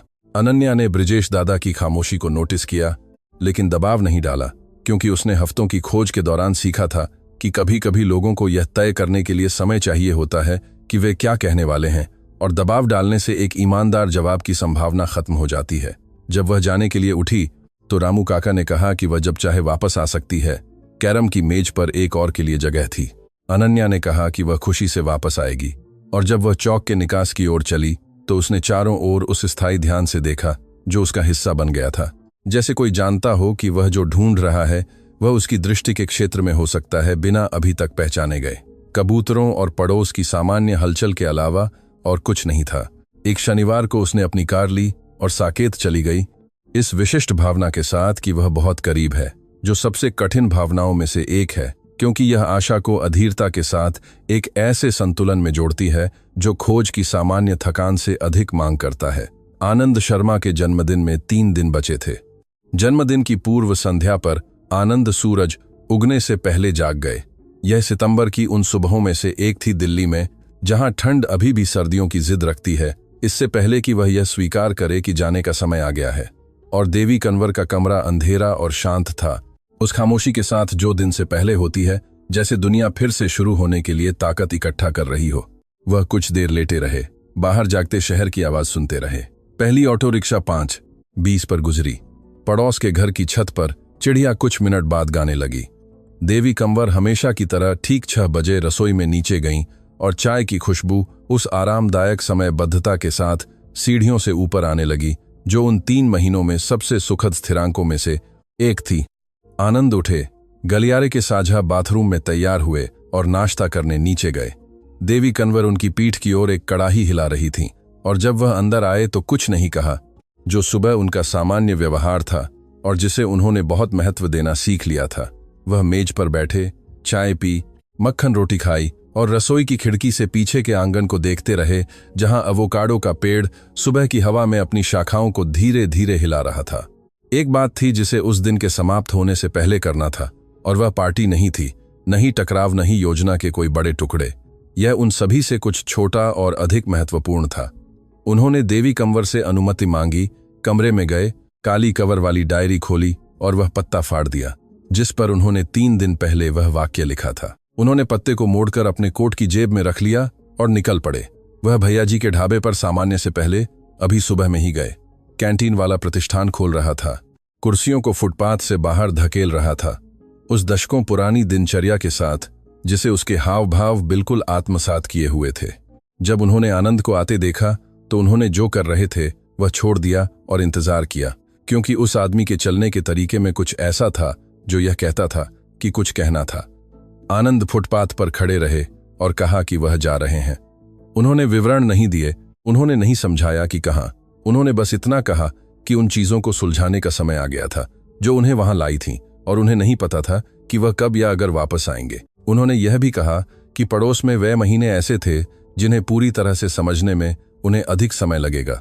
उनके पूरे वयस्क जीवन के सबसे महत्वपूर्ण महीने थे, और भैया जी ने उस ठंडी दोपहर में उन्हें जो चाय घर से परोसी थी वह एक ऐसी उदारता थी जिसे वह कभी नहीं भूलेंगे। भैया जी एक पल के लिए स्थिर रहे, फिर उन्होंने कहा कि जय सिंह एक अच्छे ग्राहक और एक अच्छे साथी थे, और उनके बिना ढाबा थोड़ा खाली हो जाएगा, लेकिन चीजें ऐसी ही होती हैं, लोग आते हैं, कुछ छोड़ जाते हैं, आगे बढ़ते हैं। उन्होंने हाथ बढ़ाया। आनंद ने दृढ़ता से हाथ मिलाया, और लक्ष्मी नगर के एक फुटपाथ पर 2 आदमियों के बीच उस हाथ मिलाने में एक ऐसी गरिमा थी जिसे अस्तित्व में आने के लिए और कुछ नहीं चाहिए था। आनंद प्रीति की लॉन्ड्री में भी गए, जो खुली और मशीनों के चलने से शोरगुल वाली थी। उसने उन्हें अंदर आते देखा और उस तेजी से मुस्कुराई जो एक नियमित ग्राहक को पहचानती है। उन्होंने कहा कि वह विदा ले रहे थे। उसने कुछ पूछने के लिए मुंह खोला, लेकिन वह पहले ही काउंटर पर एक बंद लिफाफा रख रहे थे और कह रहे थे कि यह उसके लिए था। यह सिर्फ स्वेटर के लिए एक धन्यवाद था जिसने उसकी कल्पना से कहीं ज्यादा फर्क किया था। प्रीति ने लिफाफे को एक ऐसी अभिव्यक्ति के साथ देखा जिसमें आश्चर्य के साथ साथ स्वस्थ अविश्वास भी था, जो बिना यह समझे मुफ्त चीजें स्वीकार नहीं करता कि वे क्या हैं। आनंद ने कहा कि वह इसे बाद में खोल सकती है। वहां कुछ भी ऐसा नहीं था जिसे तुरंत स्पष्टीकरण की आवश्यकता हो। उसने सिर हिलाया। वह चले गए। लिफाफे में 10 रुपए नकद और एक हस्तलिखित नोट था जिसमें बस इतना लिखा था, उस उदारता के लिए धन्यवाद जिसे आप नहीं जानते थे कि आप दिखा रहे थे। कमरे में वापस आकर आनंद ने सावधानी से अपना बैग पैक किया। उन्होंने अधिकांश कपड़े बिस्तर पर मोड़कर छोड़ दिए क्योंकि उन्हें उनकी आवश्यकता नहीं होगी। उन्होंने केवल वही अलग रखा जो वे अगले दिन पहनेंगे। महीने भर में जमा हुए सबसे पुराने कपड़े, एक पुरानी सूती पैंट, एक फ्लैनल शर्ट जिसे उन्होंने पहले ही इस्तेमाल किया हुआ खरीदा था और जिसमें उस व्यक्ति के समय के निशान थे जिसने इसे पहले पहना था, क्लाउडिया का नीला स्वेटर, अब 3 महीने के दैनिक उपयोग के साथ, जिसने इसे उस दिन से पूरी तरह से अलग रूप दे दिया था जब उसे उपहार में दिया गया था। उन्होंने दूसरे महीने में एक पुरानी सामान की दुकान से खरीदी गई ऊनी कंबल को भी अलग रखा, जो मोटा था लेकिन एक अनियमित ग्रे रंग में फीका पड़ गया था, जो कई सर्दियों का पुराना लग रहा था। उन्होंने बिस्तर पर फैले उन कपड़ों के सेट को देखा और सोचा कि यह ठीक वही था जो उन्हें करना था। यह भिखारी का वेश नहीं था, यह थिएटर के कपड़े नहीं थे, यह वही था जैसा एक वास्तव में संसाधनहीन आदमी महीनों तक कम पैसे और बहुत गरिमा के साथ रहने के बाद दिखेगा। यह सच्चाई थी जिसे उन्होंने अब कपड़ों की बनावट में स्पष्ट रूप से देखा था। उन्होंने उस दिन का बाकी समय पड़ोस में खामोशी से बिताया। उन्होंने लक्ष्मी नगर की सड़कों पर अपनी अंतिम सैर की, उस ध्यान के साथ जो हर विवरण को सहेज रहा था, जैसे कि वह उस जगह की बनावट, गंध और आवाजों की आंखों से तस्वीरें ले रहे थे जो उनके हकदार से अधिक उदार थी। सुबह 6 बजे ब्रेड की खुशबू वाली कोने की बेकरी, बुधवार का बाजार, जड़ी बूटी विक्रेता के साथ फव्वारे वाला चौक और सीमेंट की बेंचें, जहां बुजुर्ग कैरम खिलाड़ियों ने उनके साथ ऐसा व्यवहार किया था जैसे उनके लिए हमेशा एक कुर्सी आरक्षित हो। दोपहर में वह आखिरी बार चौक गए। रामू काका, सुरेश चचा, गोविंद भैया और ब्रिजेश दादा हमेशा की तरह बेंच पर थे। वह बैठ गए। उन्होंने एक खेल खेला जो सामान्य से अधिक देर तक चला क्योंकि किसी को कोई जल्दी नहीं थी और चालों के बीच की खामोशी में एक अलग गुणवत्ता थी, जैसे जब मेज के चारों ओर के लोग जानते हैं कि यह आखिरी बार है, लेकिन कोई भी सबसे पहले यह कहना नहीं चाहता। जब वह जाने के लिए उठे तो ब्रिजेश दादा, जो शायद ही कभी जरूरत से ज्यादा बोलते थे, उन्होंने नीचे से ऊपर तक देखा, उन आंखों से जो जितना दिखाती थीं उससे कहीं ज्यादा देखती थीं, और कहा कि जय सिंह के पास जहां भी वह जाएगा अच्छा करने के लिए सब कुछ था। आनंद ने कहा कि उन्हें उम्मीद थी। ब्रिजेश दादा ने कहा कि यह उम्मीद नहीं थी, यह निश्चितता थी कि उन्होंने 70 से अधिक वर्षों में उन लोगों को पहचानना सीख लिया था जिन्हें अच्छा होता है क्योंकि उनके पास पहले गलती करने का साहस था। उस रात आनंद ने देवी कन्वर के साथ आखिरी बार डिनर किया। उन्होंने लिट्टी चोखा बनाया था, जो उन्होंने एक बार उल्लेख किया था कि उन्हें धनबाद से सबसे ज्यादा याद आता था, और उन्हें नहीं पता था कि उन्होंने इसे संयोग से बनाया था या उन्होंने उस जानकारी को सहेज लिया था और उस रात का उपयोग करने के लिए चुना था। देवी कन्वर के साथ दोनों परिकल्पनाएं समान रूप से संभव थीं। उन्होंने कम आवाज में टीवी चालू करके और बहुत कम बातचीत के साथ डिनर किया, जो उन दोनों ने एक साथ रहने का तरीका खोज लिया था, बिना किसी को ऐसे शब्द गढ़ने पड़े जो उनके पास नहीं थे। डिनर के अंत में जब आनंद प्लेट धोने के लिए उठे, जैसा कि उन्होंने हर रात किया था, देवी कन्वर ने बिना चेहरा फेरे कहा कि अगले महीने का किराया पहले ही चुकाया जा चुका था, कि वह जानती थीं कि वह जा रहे थे क्योंकि उन्होंने सप्ताह के दौरान पड़ोस में उन्हें विदा लेते सुना था, और कमरा उपलब्ध रहेगा यदि उन्हें वापस आने की आवश्यकता पड़े। आनंद कुछ देर तक उनकी पीठ की ओर खड़े रहे, सिंक पर प्लेट पकड़े हुए, और ऐसी आवाज में धन्यवाद कहा जो पूरी तरह से स्थिर नहीं थी। उन्होंने कहा कि उन्हें धन्यवाद कहने की जरूरत नहीं थी, यह सिर्फ सहमति थी, और टीवी पर अपना ध्यान वापस उस सहजता से लगाया जिसने वह किया जो उन्हें करना था। आनंद कमरे में गए, आखिरी बार सिंगल बेड पर लेटे और प्लास्टर की सफेद छत को देखते रहे, जो उस कमरे की छत थी जहां वह सालों में सबसे अच्छी नींद सोए थे। कल वह दिन था, कल उनके 60 साल पूरे हो रहे थे। कल वह क्षण था जब सब कुछ जिसकी योजना बनाई गई थी, सहा गया था, इंतजार किया गया था और जिया गया था। एक पार्टी हॉल में मिलेगा जो उनमें से किसी भी चीज की सच्चाई नहीं जानता था जो हुई थी। उन्होंने आंखें बंद कर लीं, सो गए। वसंत कुंज की हवेली इतनी तीव्रता से चमक रही थी कि उसे सड़क से देखा जा सकता था। बगीचों की रोशनी को रात के लिए विशेष रूप से प्रोग्राम किया गया था, जिससे वह प्रभाव पैदा हुआ जिसे रोशनी पेशेवर जादू कहते हैं और जिसे उसके लिए भुगतान करने वाले लोग परिष्कार कहते हैं। ऑर्केस्ट्रा बगीचे के पीछे ढके हुए क्षेत्र में स्थापित था और पहली धुनें सड़क तक पहुंच रही थीं, लाइव संगीत की उस नाजुक उतार चढ़ाव के साथ जिसे कोई भी ध्वनि प्रणाली उसी तरह से उत्पन्न नहीं कर सकती। मेहमानों की कारों को वैले सेवा द्वारा प्राप्त किया जा रहा था, जिसे अवंतिका ने एक विशेष कंपनी से किराए पर लिया था, और काले बनियान वाले पुरुष उस प्रशिक्षित दक्षता के साथ घूम रहे थे जो किसी भी भारतीय उच्च समाज के कार्यक्रम के प्रदर्शन का हिस्सा है। अंदर 170 मेहमान बगीचे की मेजों और हवेली के कमरों के बीच घूम रहे थे। वे उस दुनिया के सामान्य चेहरे थे, व्यवसायी, राजनेता, कलाकार, सामाजिक स्तंभकार जो सोमवार के ग्रंथों के लिए मानसिक नोट्स ले रहे थे। कैटरिंग ने एक भरपूर मेज लगाई थी जो इस संभावना को खारिज करती थी कि मेजबान परिवार किसी भी कठिनाई से गुजर रहा था। शैंपेन के गिलास चांदी की ट्रे में घूम रहे थे। फूलों की सजावट ठीक वही थी जिसे अवंतिका ने अनुमोदित किया था, सफेद और प्रभावशाली, एक भव्यता के साथ जो उस माहौल की विशिष्ट भाषा थी। अवंतिका सब कुछ के केंद्र में थी, उस लंबी काली पोशाक में जिसे डिजाइनर ने भेजा था और जो उसे एक अच्छी तरह से निर्मित कवच की सटीकता के साथ फिट बैठती थी।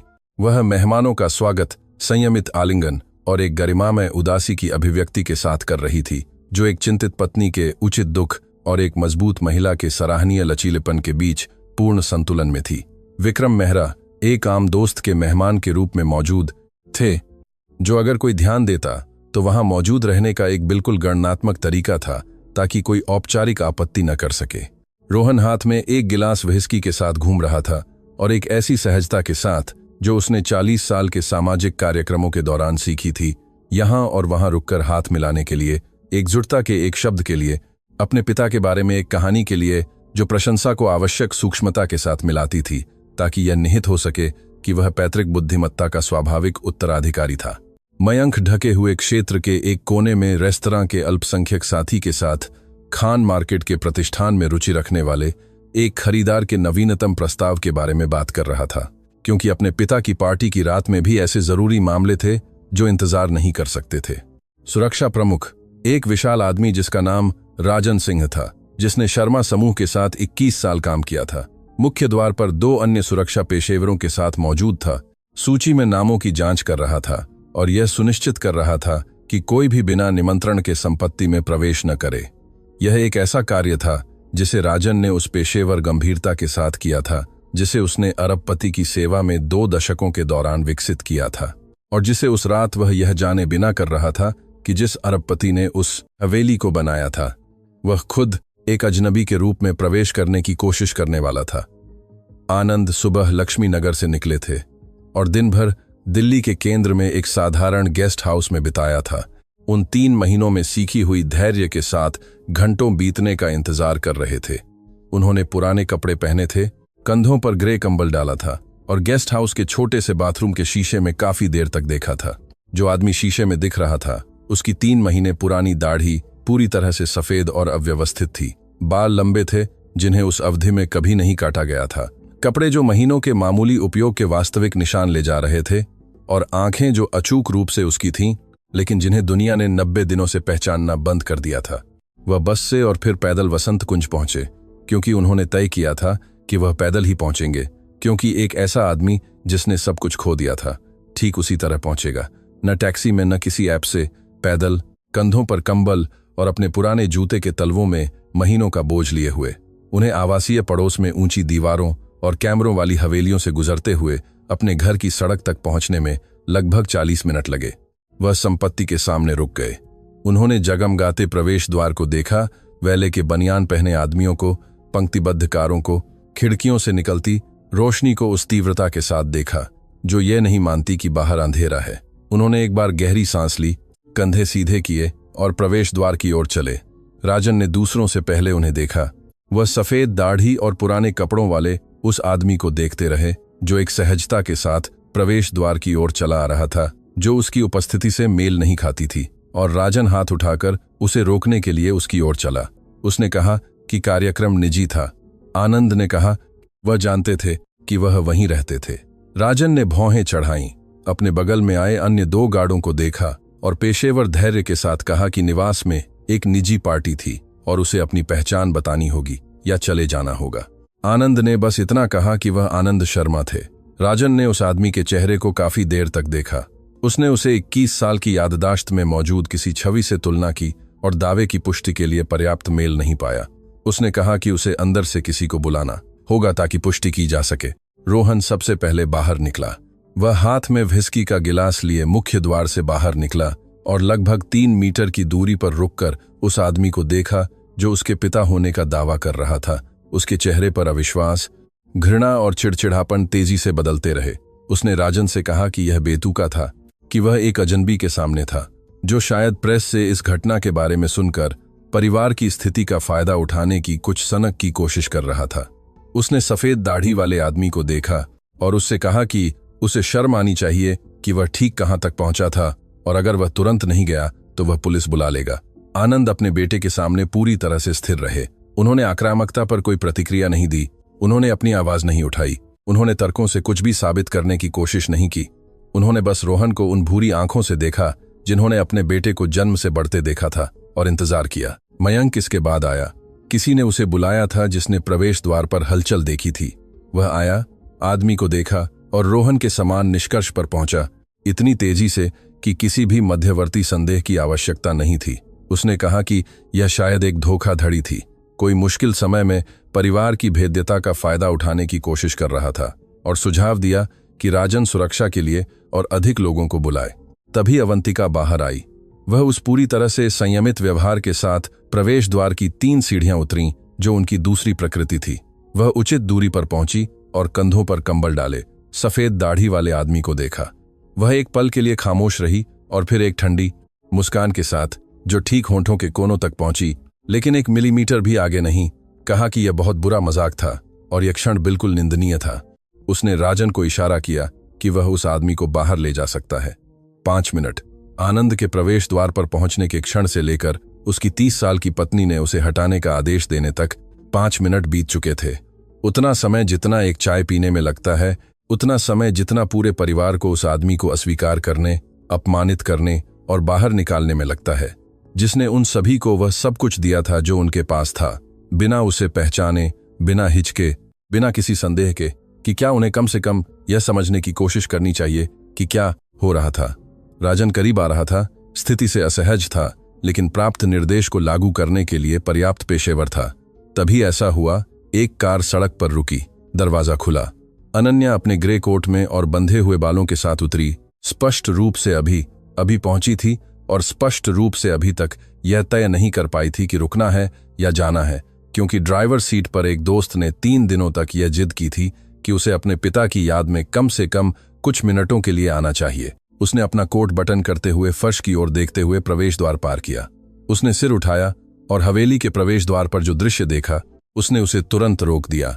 एक सफेद दाढ़ी वाला आदमी कंधों पर कंबल और पुराने कपड़ों के साथ प्रवेश द्वार पर राजन के बगल में खड़ा था और परिवार सामने था। और उस आदमी में कुछ ऐसा था, उसकी मुद्रा में कुछ ऐसा था, कंधों को सब कुछ के बावजूद सीधा रखने में, सिर के विशिष्ट कोण में, दबाव में ठोड़ी को हल्के से सीधा करने के लगभग अगोचर हाव भाव में, जो 32 साल के जीवन में जिसने उसे देखा था उसके लिए बिल्कुल अचूक था, जिससे अनन्या का सीना एक ऐसी शक्ति के साथ सिकुड़ गया था जो संदेह के ठीक विपरीत थी।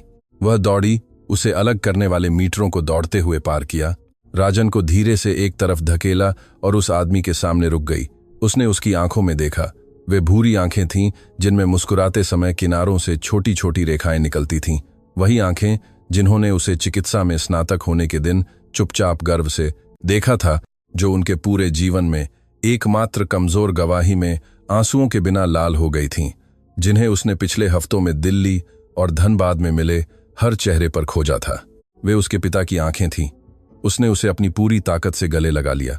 उसकी भुजाओं ने उस पीठ को दबाया जो उसे याद था उससे थोड़ी पतली थी। उसका चेहरा पुराने कोट के कंधे में दब गया जिसमें गुजरे हुए समय की गंध थी, और रोना एक गहरी जगह से फूट पड़ा, जो 3 महीने की खोज, इंतजार और हार मानने से इनकार करने के पूरे समय तक दबा हुआ था। उसने उसे पापा कहा, सिसकियों के बीच जो उसके पूरे शरीर को हिला रही थीं। उसे पोशाक की परवाह नहीं थी, उसे उन 170 मेहमानों की परवाह नहीं थी जो चुपचाप यह देखने के लिए करीब आ गए थे कि क्या हो रहा था। उसे दुनिया में और किसी चीज की परवाह नहीं थी सिवाय उस आदमी के जिसे उसने ढूंढ लिया था। आनंद ने उसे गले लगा लिया, अपने हाथों को उसकी पीठ पर उस दृढ़ता से रखा जो उस चीज को पकड़े हुए है जिसे वह दुनिया में किसी भी चीज के लिए नहीं छोड़ेगा, और उन्होंने आंखें बंद कर लीं। और वसंत कुंज की हवेली के बगीचे पर जो खामोशी छा गई वह उस तरह की खामोशी थी जिसमें कुछ भी खालीपन नहीं था, जो अभी अभी प्रकट हुए हर चीज से पूरी तरह भरी हुई थी। अवंतिका का रंग उड़ गया था। रोहन हाथ में व्हिस्की का गिलास लिए हवा में स्थिर था, मुंह थोड़ा खुला हुआ था। मयंक ने मोबाइल जेब में छोड़ दिया था और उस दृश्य को एक ऐसी अभिव्यक्ति के साथ देख रहा था जिसमें पहचान धीमी और दर्दनाक तरीके से आ रही थी, जैसे एक कमरे में रोशनी जो लंबे समय से बंद थी। राजन एक कदम पीछे हट गया और उस पेशेवर गरिमा के साथ बिल्कुल स्थिर खड़ा रहा, जो समझता है कि वह जिस क्षण का साक्षी है उसमें उसे हस्तक्षेप नहीं करना चाहिए। और फिर आनंद शर्मा ने अपनी आंखें खोलीं और देखा अपनी बेटी के कंधों के ऊपर से, जो अभी भी उसे गले लगाए हुए थी, उसके सामने इकट्ठे परिवार को। और उस नजर में कोई गुस्सा नहीं था, उसमें केवल उस व्यक्ति की शांत और अदम्य स्पष्टता थी जिसे अंततः 60 साल बाद उस प्रश्न का पूरा जवाब मिल गया था जो सबसे महत्वपूर्ण था। पार्टी के बाद के दिन खामोश रहे, उस विशिष्ट खामोशी की गुणवत्ता के साथ जो बड़े खुलासों के बाद आती है। वह पुनर्गठन की अवधि जिसमें हर व्यक्ति को उन चीजों का नया स्थान ढूंढना होता है जिन्हें बिना किसी पूर्व सूचना के बदल दिया गया था। आनंद शर्मा की वापसी की खबर घंटों में प्रेस में फैल गई, उन संस्करणों और व्याख्याओं के साथ जो इस तरह की कहानियां हमेशा पैदा करती हैं, उन लोगों से जो यह समझने की कोशिश कर रहे थे कि क्या हुआ था, उन लोगों तक जो केवल स्पष्टीकरण की आवश्यकता के बिना नाटक का उपभोग कर रहे थे। आनंद ने कोई साक्षात्कार नहीं दिया, सार्वजनिक रूप से कहने लायक कुछ भी नहीं था, क्योंकि जिन लोगों को यह जानने की जरूरत थी कि क्या हुआ था वे पहले ही जानते थे। पार्टी के अगले दिन सुबह आनंद ने परिवार के प्रत्येक सदस्य को अलग से बुलाया हवेली के दफ्तर में बातचीत के लिए, जिसे उन्होंने अपनी जगह के रूप में आखिरी बार इस्तेमाल किया। बातचीत छोटी, सीधी और पूरी हुई, बिना क्रूरता के, लेकिन उस नरमी के बिना भी जो झूठ या कायरता पैदा करती है जब कोई स्थिति स्पष्टता की मांग करती है। उन्होंने कहा कि उन्होंने क्या देखा था, क्या सुना था, क्या समझा था। उन्होंने कोई औचित्य नहीं मांगा, क्योंकि औचित्य पहले ही दिए जा चुके थे। सभी उन 90 दिनों में जब प्रत्येक व्यक्ति ने वही किया जो वह वास्तव में था, जब उसे लगता था कि कोई ध्यान नहीं दे रहा था। तलाक के कागजात पार्टी के 3 दिन बाद अवंतिका के पते पर पहुंचे। आनंद द्वारा लक्ष्मी नगर में रहने के दौरान विवेकपूर्ण तरीके से काम पर रखे गए वकीलों के कार्यालय द्वारा लाए गए, क्योंकि कुछ चीजें उन्होंने पहले से तैयार कर ली थीं, यह जानते हुए कि उनकी आवश्यकता होगी। अवंतिका ने लिफाफा प्राप्त किया, उसे उस संयम के साथ खोला जो उसके पूरे वयस्क जीवन का कवच था।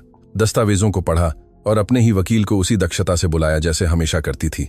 कोई नाटक नहीं हुआ, कोई विनती नहीं हुई जो स्पष्ट रूप से मौजूद नहीं था, उसे फिर से बनाने का कोई प्रयास नहीं हुआ। उसमें एक टेढ़ी गरिमा थी, एक निहित स्वीकृति कि पत्ते मेज पर थे, और इसके विपरीत का नाटक करना दोनों के लिए एक अपमान होगा। प्रक्रिया 2 पेशेवरों की ठंडक के साथ पूरी हुई, एक साझेदारी को बंद करते हुए जिसने अपनी अवधि पूरी कर ली थी, और अंतिम समझौता, हालांकि भौतिक रूप से उचित था, किसी भी व्याख्या के लिए कोई जगह नहीं छोड़ता था जो सच्ची न हो। 30 साल की शादी समाप्त हो गई थी, क्योंकि वे व्यवहार में कभी भी वह नहीं थे जो सतह पर प्रतीत होते थे। रोहन के साथ बातचीत सबसे लंबी थी। उस आदमी और उसके बड़े बेटे के बीच 40 साल का इतिहास था, और उन कहानियों में से कोई भी इतनी सरल नहीं थी कि उसे एक वाक्य में संक्षेप में बताया जा सके या एक निर्णय से मिटाया जा सके।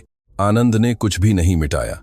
उन्होंने कहा कि उन्होंने सुना था कि रोहन ने हवेली के प्रवेश द्वार पर क्या कहा था, हर शब्द, और उन्होंने यह भी सुना था कि रोहन ने पिछले हफ्तों में वकीलों के माध्यम से क्या कहा था।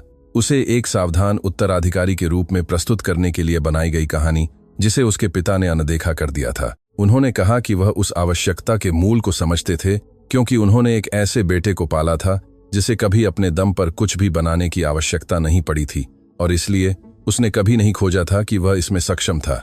उन्होंने कहा कि समूह में उनका पद समाप्त हो गया था, कि भविष्य में कोई भी सहायता 2 लगातार वर्षों के वास्तविक और स्वतंत्र कार्य की पुष्टि पर सशर्त होगी, और यह शर्त दंड नहीं थी। यह एकमात्र ऐसी चीज थी जो रोहन को वह अवसर दे सकती थी जो उसे कभी नहीं मिला था, यह जानने का कि वह कौन था जब उपनाम एकमात्र उपलब्ध पूंजी नहीं थी। रोहन ने सब कुछ खामोशी से सुना।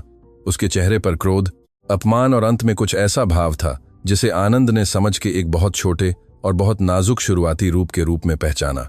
मयंक ने पार्टी के अगले दिन अपने पिता से मुलाकात की, बिना वकीलों के, बिना सलाहकारों के, अकेला। वह उस व्यक्ति की अभिव्यक्ति के साथ कार्यालय में आया था जो सोया नहीं था।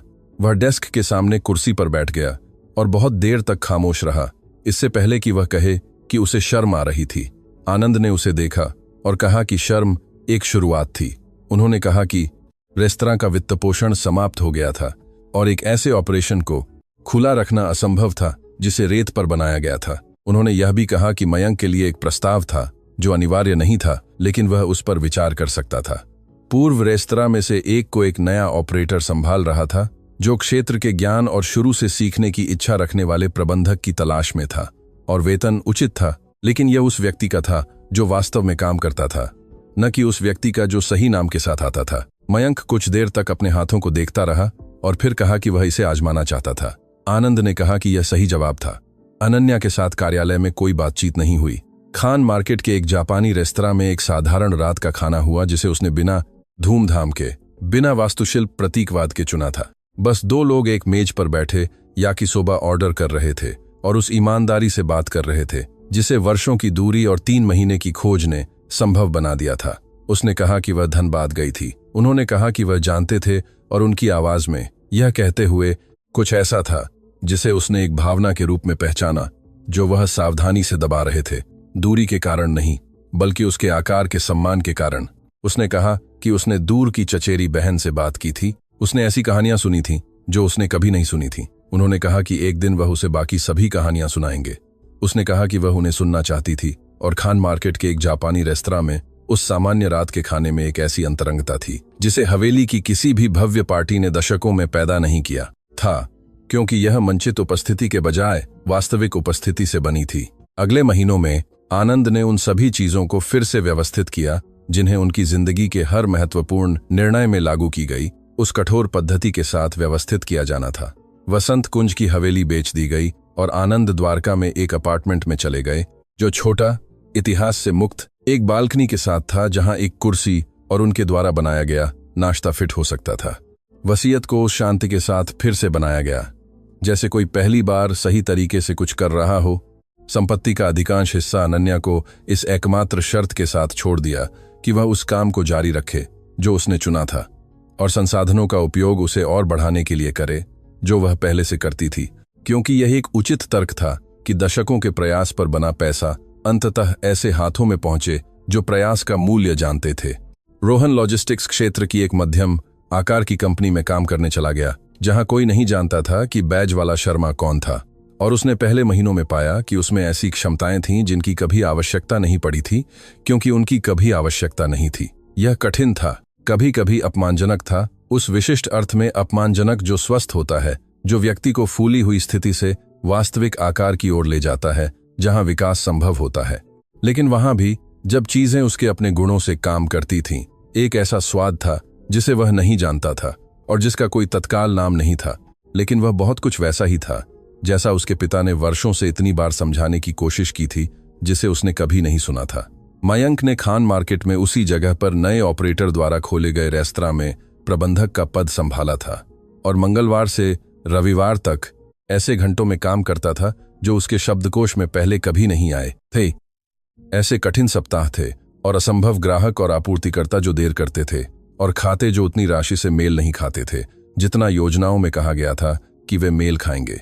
लेकिन ऐसी रातें भी थीं जब हॉल भरा होता था और रसोई काम करती थी और नया साथी मेज से गुजरता था और कहता था कि सप्ताह अच्छा रहा था, और मयंक ने पाया कि इस तरह की संतुष्टि उसके पिता के पैसे से उसे मिली किसी भी चीज से पूरी तरह अलग थी। पार्टी के 6 महीने बाद आनंद शर्मा ने द्वारका में अपने अपार्टमेंट की बालकनी में दीपक कुमार की चौथी रिपोर्ट प्राप्त की जो उन्होंने मांगी थी। केवल उस अवधि का एक पूर्ण रिकॉर्ड रखने के लिए उन्होंने इसे जल्दी से पढ़ा, पुष्टि की कि जो लिखा था वह उनके अनुभव के अनुरूप था और उसे उसी लिफाफे में रख दिया जहां अन्य 3 थे। उसके बाद वह रसोई में चाय बनाने गए और हाथ में कप लिए बालकनी में खड़े होकर दिल्ली के छतों को देखते रहे, वह शहर जिसने एक बच्चे को एक चरमराहट वाले सूटकेस के साथ प्राप्त किया था और जिसके साथ उसने वह सब किया था। जिसे वह अभी भी पूरी तरह से समझना समाप्त नहीं कर पाया था। जन्मदिन के 1 साल बाद आनंद और अनन्या एक साथ धनबाद गए। वे गांव के केंद्र में एक साधारण सराय में 2 दिन रुके। वे उन सड़कों पर चले जिन पर वह दशकों पहले चले थे। वे उस दूर की चचेरी बहन से मिले जिसने उनकी बेटी को कहानियां सुनाई थीं। वे परिवार की संपत्ति तक गए जो उनके माता पिता के जाने के बाद से 3 बार हाथ बदल चुकी थी, लेकिन जिसमें अभी भी वही पहाड़ी पीछे थी और वही सुबह का कोहरा था जिसे उन्होंने 60 साल तक अपनी याद में रखा था। दूसरे दिन की दोपहर वे घाटी के दृश्य वाली सराय के एक बरामदे में बैठे। सूरज पठार की उस विशिष्ट धीमापन के साथ डूब रहा था। पहाड़ों को उन रंगों से रंग रहा था जो बड़े शहर में नहीं होते, क्योंकि बड़े शहर के पास उनके लिए समय नहीं होता। आनंद ने अपनी मांगी हुई चाय पी और कुछ देर बिना कुछ कहे परिदृश्य को देखते रहे। फिर उन्होंने कहा कि उन 3 महीनों ने, जिसमें उन्होंने कुछ भी न होने का नाटक किया था, उन्हें इस बारे में अधिक सिखाया था कि क्या मायने रखता है, बजाय इसके कि 60 साल तक सब कुछ उनके पास था।